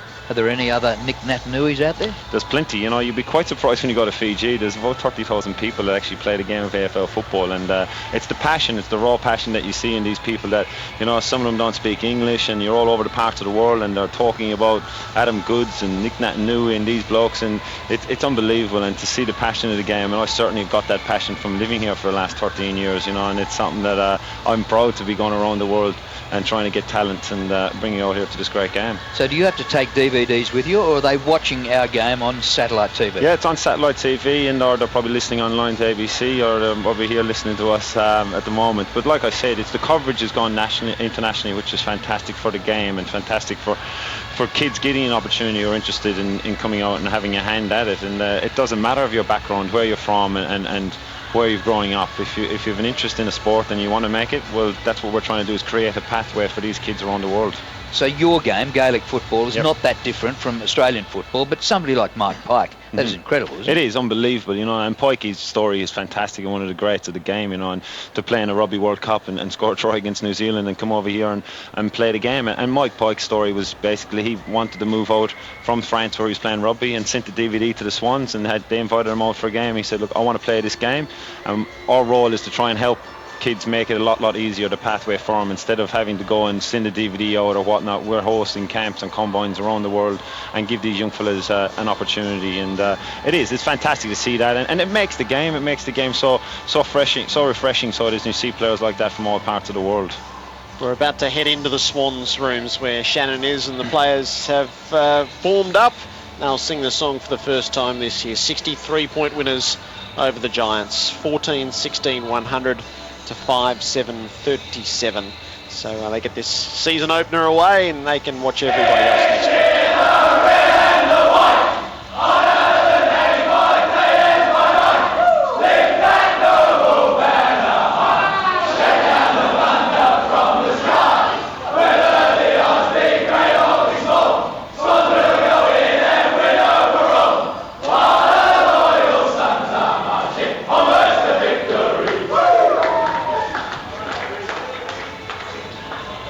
It's the Swannies singing for the first time this year. And Ty Kennelly in the background doing a little bit of, I think he was mouthing the words to himself over in the corner.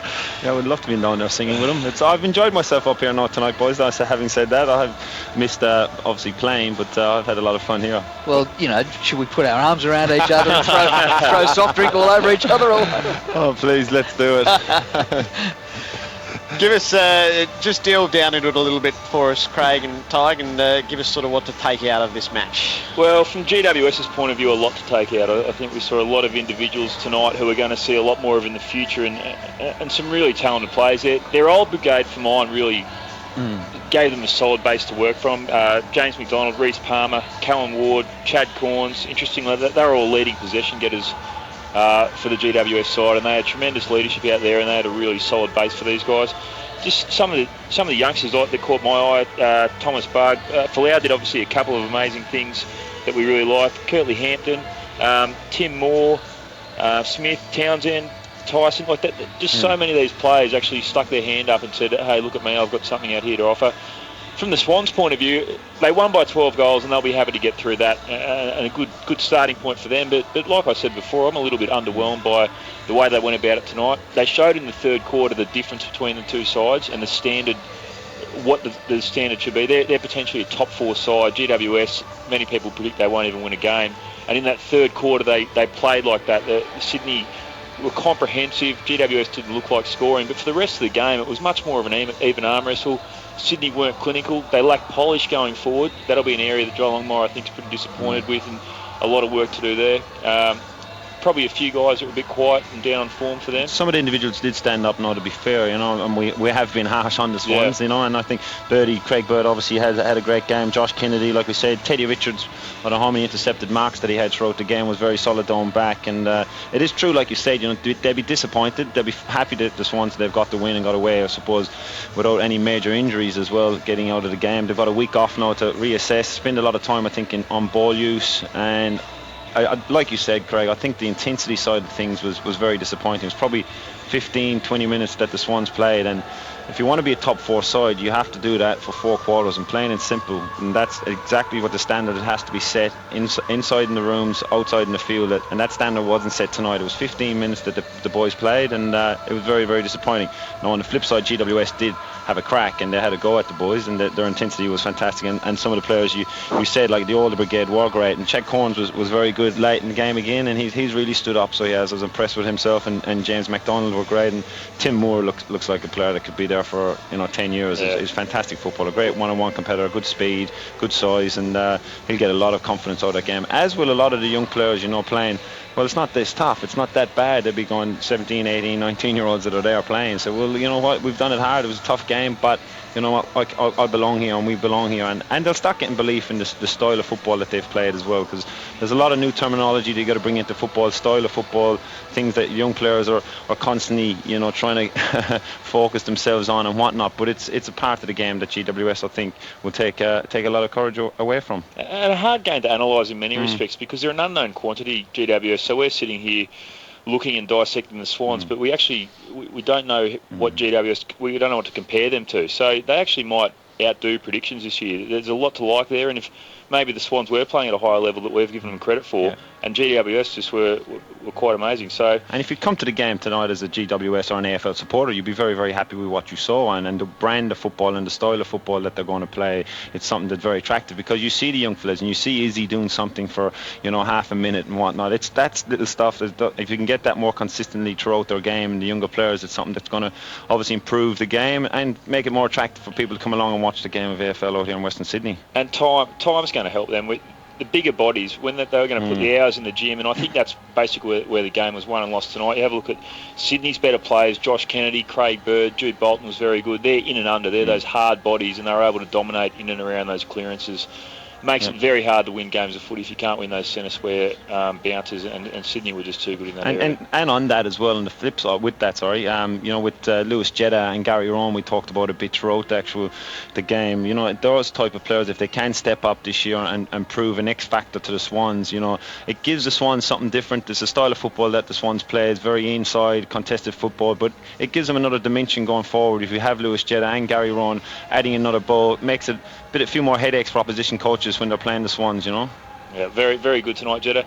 I reckon there's a few coaches out there and a few opposition sides maybe with a raised eyebrow tonight watching GWS, and they wouldn't be thinking 4 points, would they? They look at the schedule of the year and go, GWS 4 points. You wouldn't be doing it straight away, would you, after that performance? Yeah. And surprisingly, that last quarter, amazing effort. They won a quarter, and the last quarter to win, when we all thought they'd be dead and buried and fading away. So showed great character, didn't they, throughout the actual game like that at the end of it, to fight the game out was fantastic.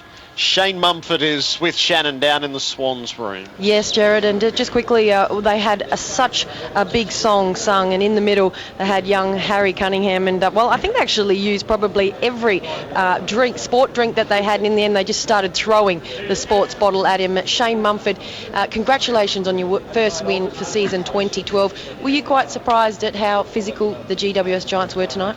No, not at all. We thought they were going to come out and have a crack.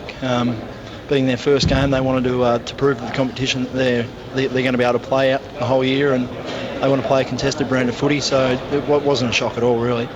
Now, you lost the last quarter, so coming in, you sung the song with gusto, but you were dragged straight into a meeting with John Longmire. What was his thoughts on your performance tonight?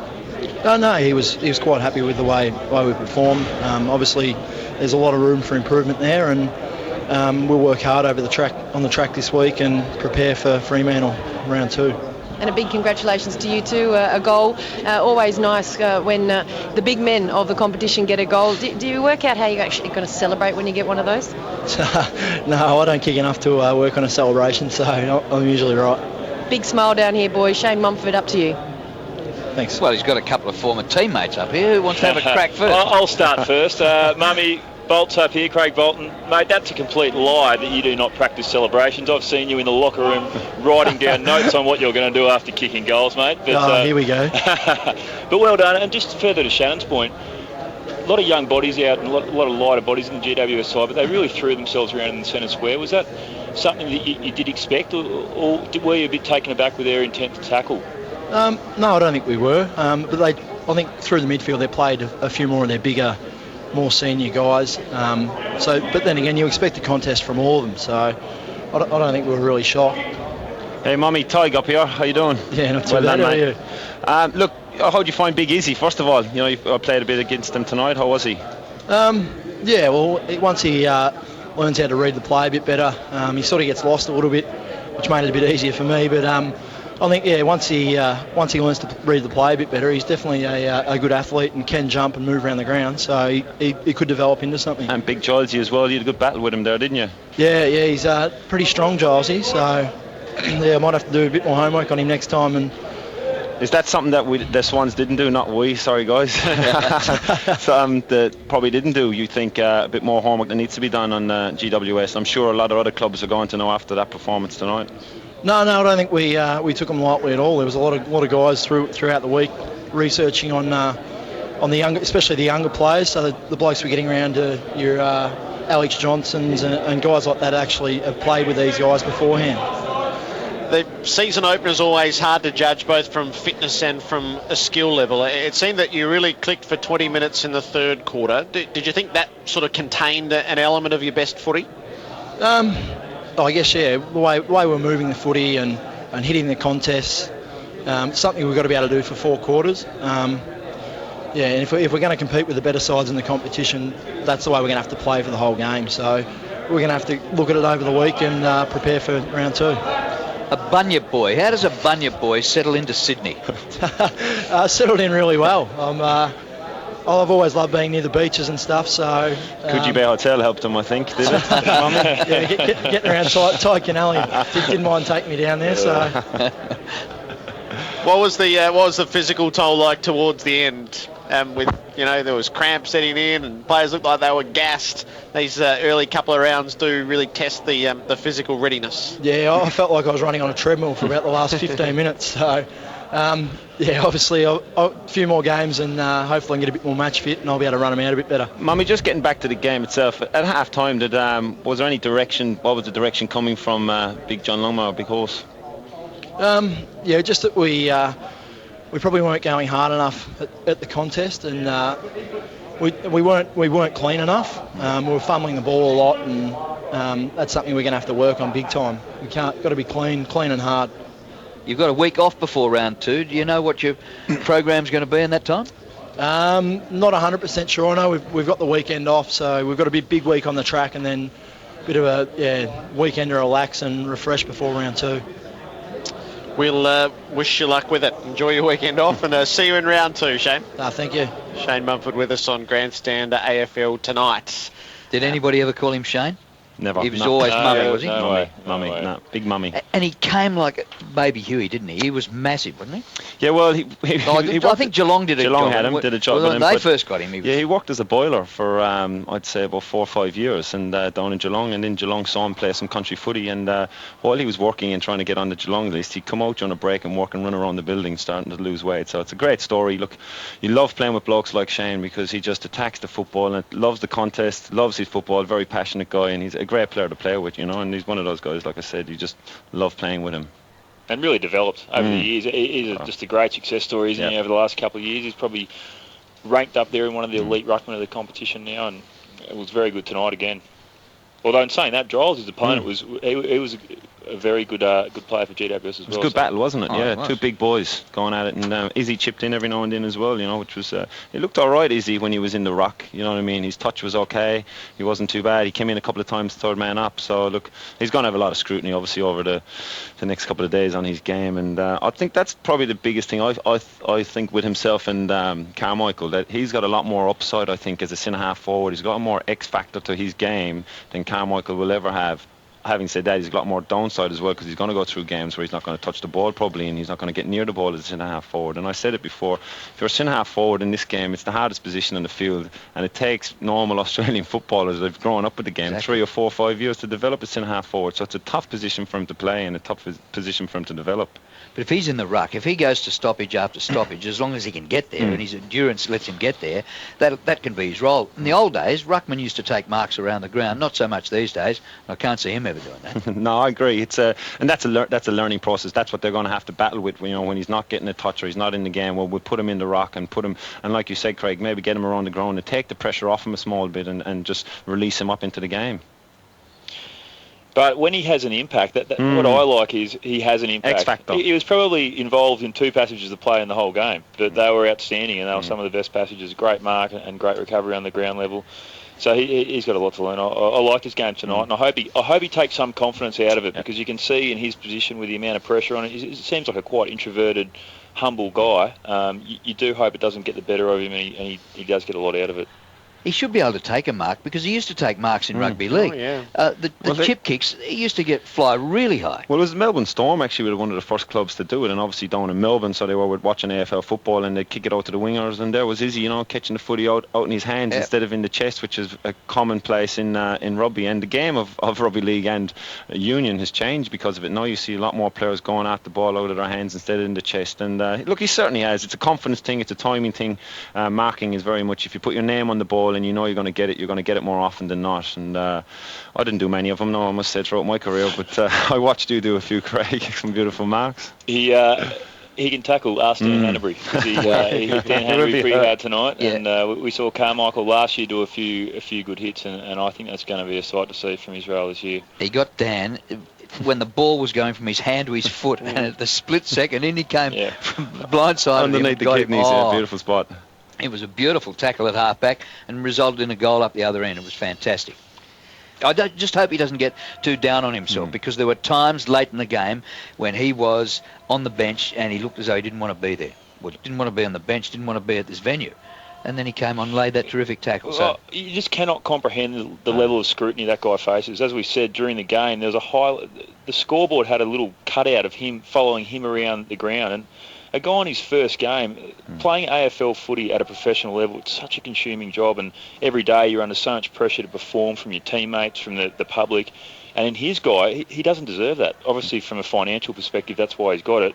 But just in terms of what he's been able to do, his ability, he's so young in the learning process. And he's come so far already, though, in his development. He's really only done one full pre-season, and I think that's very encouraging for him. And look, he's a professional footballer. He's been a professional footballer, rugby player for a long time. He's got a determination which you need to have if you're a professional footballer, and I'm sure he's going to have ups and downs throughout his career. His scrutiny is enormous, and in Sydney, he's an absolute star. Anywhere he goes, he's huge, and you're trying to comprehend it. It's down in Melbourne, obviously, but up here, he's huge. He's one of the biggest things that you see. All rugby league people, everyone knows him up here, and it's a lot of scrutiny for a young fella to put on his shoulders, and I think he's holding himself very well. He's done an awful lot of promotion work as well outside of football for the game, and that was a part of him obviously coming over and playing with GWS.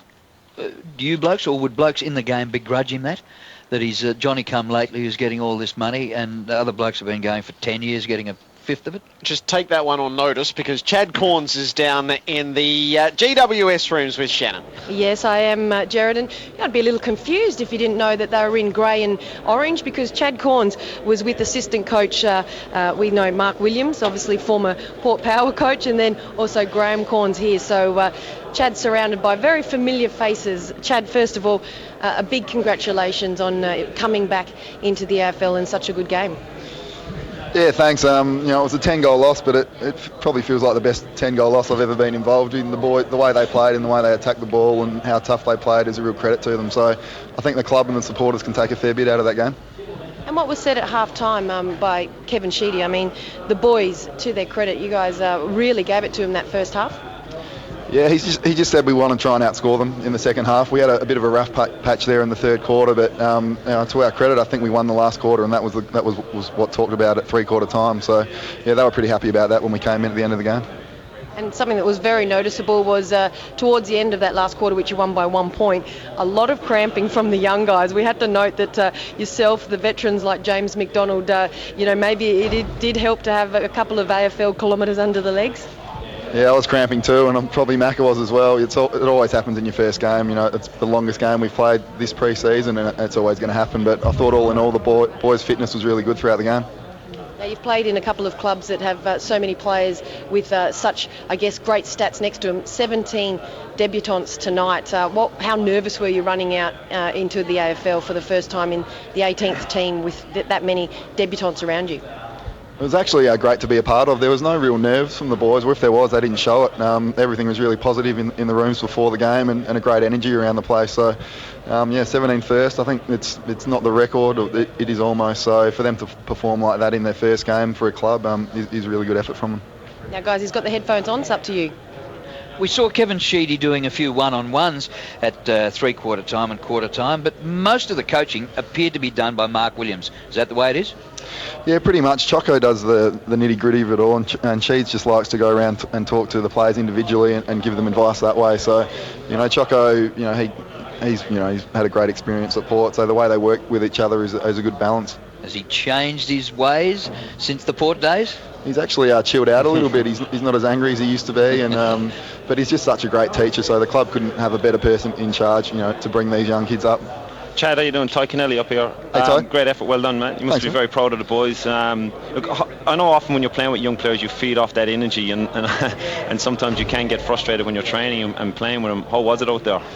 Oh, mate, they really got me going in that first quarter. Some of the bumps and the hits and the tackles they put on, like you said, you just feed off that energy. And they're 17, 18-year-old kids, and they get an old 32-year-old going. So it's great to be a part of. And how's your body going? How is it backing up now? That's obviously going to be an issue with you coming through the year. It's been pretty good. They've managed it really well. Us old guys, we probably only do 70% of the training, and if we're a bit sore or tight, they pull us straight out. So really happy with the way the body's been managed. Chad, Craig Bolton here, mate. Well done tonight. Thank you, mate. Hey, we saw you roll tonight more floating down in the back half, and you played really well in that role. Do you think that's something you're going to continue during the season, or you're likely to push up forward and around the midfield? So far during the pre-season, mate, it's been a mixture of all different roles. The plan tonight was to play on Goods when he was up around the midfield, and that didn't really eventuate in the end. I'm not sure how many he had, but I think we pretty much had a team defence mentality with him. So, mate, it just depends. It'll depend on match-up and who we're coming up against. But, yeah, I do like that floating role in half-back for sure. And it must give you guys some real confidence tonight. I mean, matching in the last quarter, like you said, with these guys. And across the night, we thought you showed some real glimpses of some good play. It gives you guys some confidence moving forward for the season? Yeah, definitely. There was probably doubts in the boys' head. Just, deep down, I'm not sure anyone thought we could actually win tonight coming up against the Swans. They're such a great, disciplined, hard and tough team. So, if you said you'd lose by 10 goals and play the way we did, you probably would have taken it before the game. But we'll learn a lot from that, and we'll go through the video on Monday and see where we can get better. So there might be other teams later in the year you could get hold of. What would be your aim? How many wins? Any? 5? 3? What? It would definitely be nice to get a couple and sing that song. It's I love the song, so it'd be great to actually sing it with the boys. Anything's better than Port Adelaide, Chad. Yeah, it's not the best song, is it? But there's no number on it. If we just bring that effort and intensity every week, I'm sure we'll get to sing it a couple of times. And as well as playing, you're coaching out there as well. Do you get a chance to coach during a game? They just really want us to provide on-field leadership, and we're all involved in all the coaches' meetings and know how the coaches want us to play. So it's like having a few coaches out on the ground, and I think they've been happy with the way it's worked. That moment where able to make a spoil and then get back up and smother a kick that was going through for a goal made you feel like you were young again, Chad. That was remarkable. Yeah, I thought I'd actually stuffed it up and he was going to get an easy goal, so I just lunged at it, and luckily it got there. So just a bit of luck in the end. Do you feel lucky? Do you feel privileged? You get one last crack at it on the way out the door when you probably had settled yourself that it was over, that you wouldn't be back on an AFL field? Very privileged and very fortunate for the opportunity. So I can't thank the club enough for getting me up here and giving me that next chance. Because at the end of last year, I did still think I had something to offer. So yeah, thanks for GWS for getting me here for sure. And you're such a South Australian. What about living in Sydney, out in the west? It's taking some getting used to. I love the footy side of things, but Sydney's hard work. A lot different for where I'm come from. So, they reckon it takes 6 months. So slowly settling in. But yeah, like I said, the footy side of things has been. It gets pretty really warm good out there too, doesn't it? Mate, the weather here is a disgrace. Coming from a 35. Come on, mate. I come from Ireland. It's absolutely beautiful. Fair enough. Hopefully a better summer next year. Are you in the gated village out there? Yeah, I'm living in Breakfast Point with all the boys, and the setup they've got there is just brilliant. So the club have done a great job in getting that facility for all the boys. So what do you get together and have breakfast every day? Is it like being on a camp all the time, or what? No, not really. It's not like a gated community. It's actually, I think, 7,000 or 8,000 people actually live there, so it's a pretty big place, and we all get together every night and eat at various restaurants around the suburb. So like I said, it's a great setup. Sounds all right. Good on you, Chad. One more, Craig. Last one, Cornsey. How have you found the lack of attention in terms of public profile of AFL in Sydney compared to Adelaide? Obviously down there it was pretty mad in the media, it was everywhere. How do you find that compared to Sydney?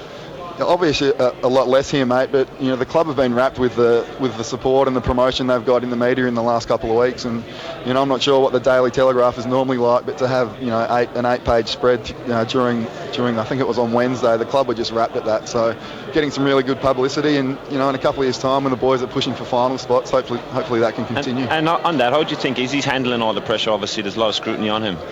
Yeah, I've never seen a guy with so much pressure, but he's just such a great guy, and I don't think, he gets a bit down when he doesn't play well, but I think, some of his efforts there in the last quarter were really good, and I think he can take a lot out of that game. A few celebs here tonight. Steve Waugh in the rooms? I actually saw that up on the big screen getting interviewed during the game, so I think he had a giant scarf on as well, so you couldn't have a better support. You were going all right. You were paying attention, weren't you? How good are you going looking at the screen during the game? Fantastic. Good on you, Chad. Well done. Thanks, guys. Cheers. Chad Corns with us there, and that's a pretty good summation of the mood. The Swans won by 63 points, but there was more in it for the Giants than Sydney at face value. We've got 2 minutes to deliver the best of the stats, Drew, and then the votes from Craig Bolton. Well, I'll go through the Swans first, and Jack had 30. Josh Kennedy, who won the medal, had 28. Bird, 27. Bolton with 25. They were the leading possession winners. And for the Giants, on debut, Bug, 29 possessions, 19 kicks and 10 hand passes. And he took 5 marks as well. That is some sort of a debut. We just spoke to Chad Corns. He had 24. Adam Kennedy had 28 possessions. And Reece Palmer, the former Docker, had 25. So those are the numbers. What about the votes, Craig Bolton? There's a bit of argument going on up here between myself and Tiger. There's a lot of names pop up, but 3 votes to Josh Kennedy. Completely agree with the judge's decision to award him best on ground. He was fantastic in and under, and he was probably the difference, I think, at the end of the day, his work around the stoppages. 2 votes, Craig Bird, kicked a couple of goals early and was very solid all night. Once again, a sort of tough in and under player. And 1 vote for Thomas Bug, who was fantastic, outstanding. He was just busy all night. He always had the footy in his hands, did not stop running. He looks like a supremely fit player, and lots of life from him. Well, the Bugs come out at night. Certainly did tonight. Bird just got the bug, though. Just ahead. Tig, happy travels. Yep. And we'll see you in a few weeks' time, and we'll hear some stories. Thanks, guys. Really enjoyed myself tonight, and all the best for the next few weeks. Hope you find some AFL players over in Lake Como. Craig, we'll hear you up here during the year as well. Pleasure. Thanks, guys. Craig Bolton and Tig Kennelly getting our year underway on Grandstand AFL. It was the Swans by 63 points over the Giants, 14-16, 100 to GWS 5-7-37. Drew, we'll be together next on Thursday night at the MCG for Richmond and Carlton. Yeah, it'll be a massive weekend spread over Thursday, Friday, Saturday, Sunday next weekend. Tomorrow, though, the Inquisition from midday. Stan Elves and Scott Gullen with me to dissect all that's happened tonight and what lies ahead for season 2012. So join us on the Sunday Inquisition as Grandstand AFL continues tomorrow. From the Olympic Stadium in Sydney, farewell.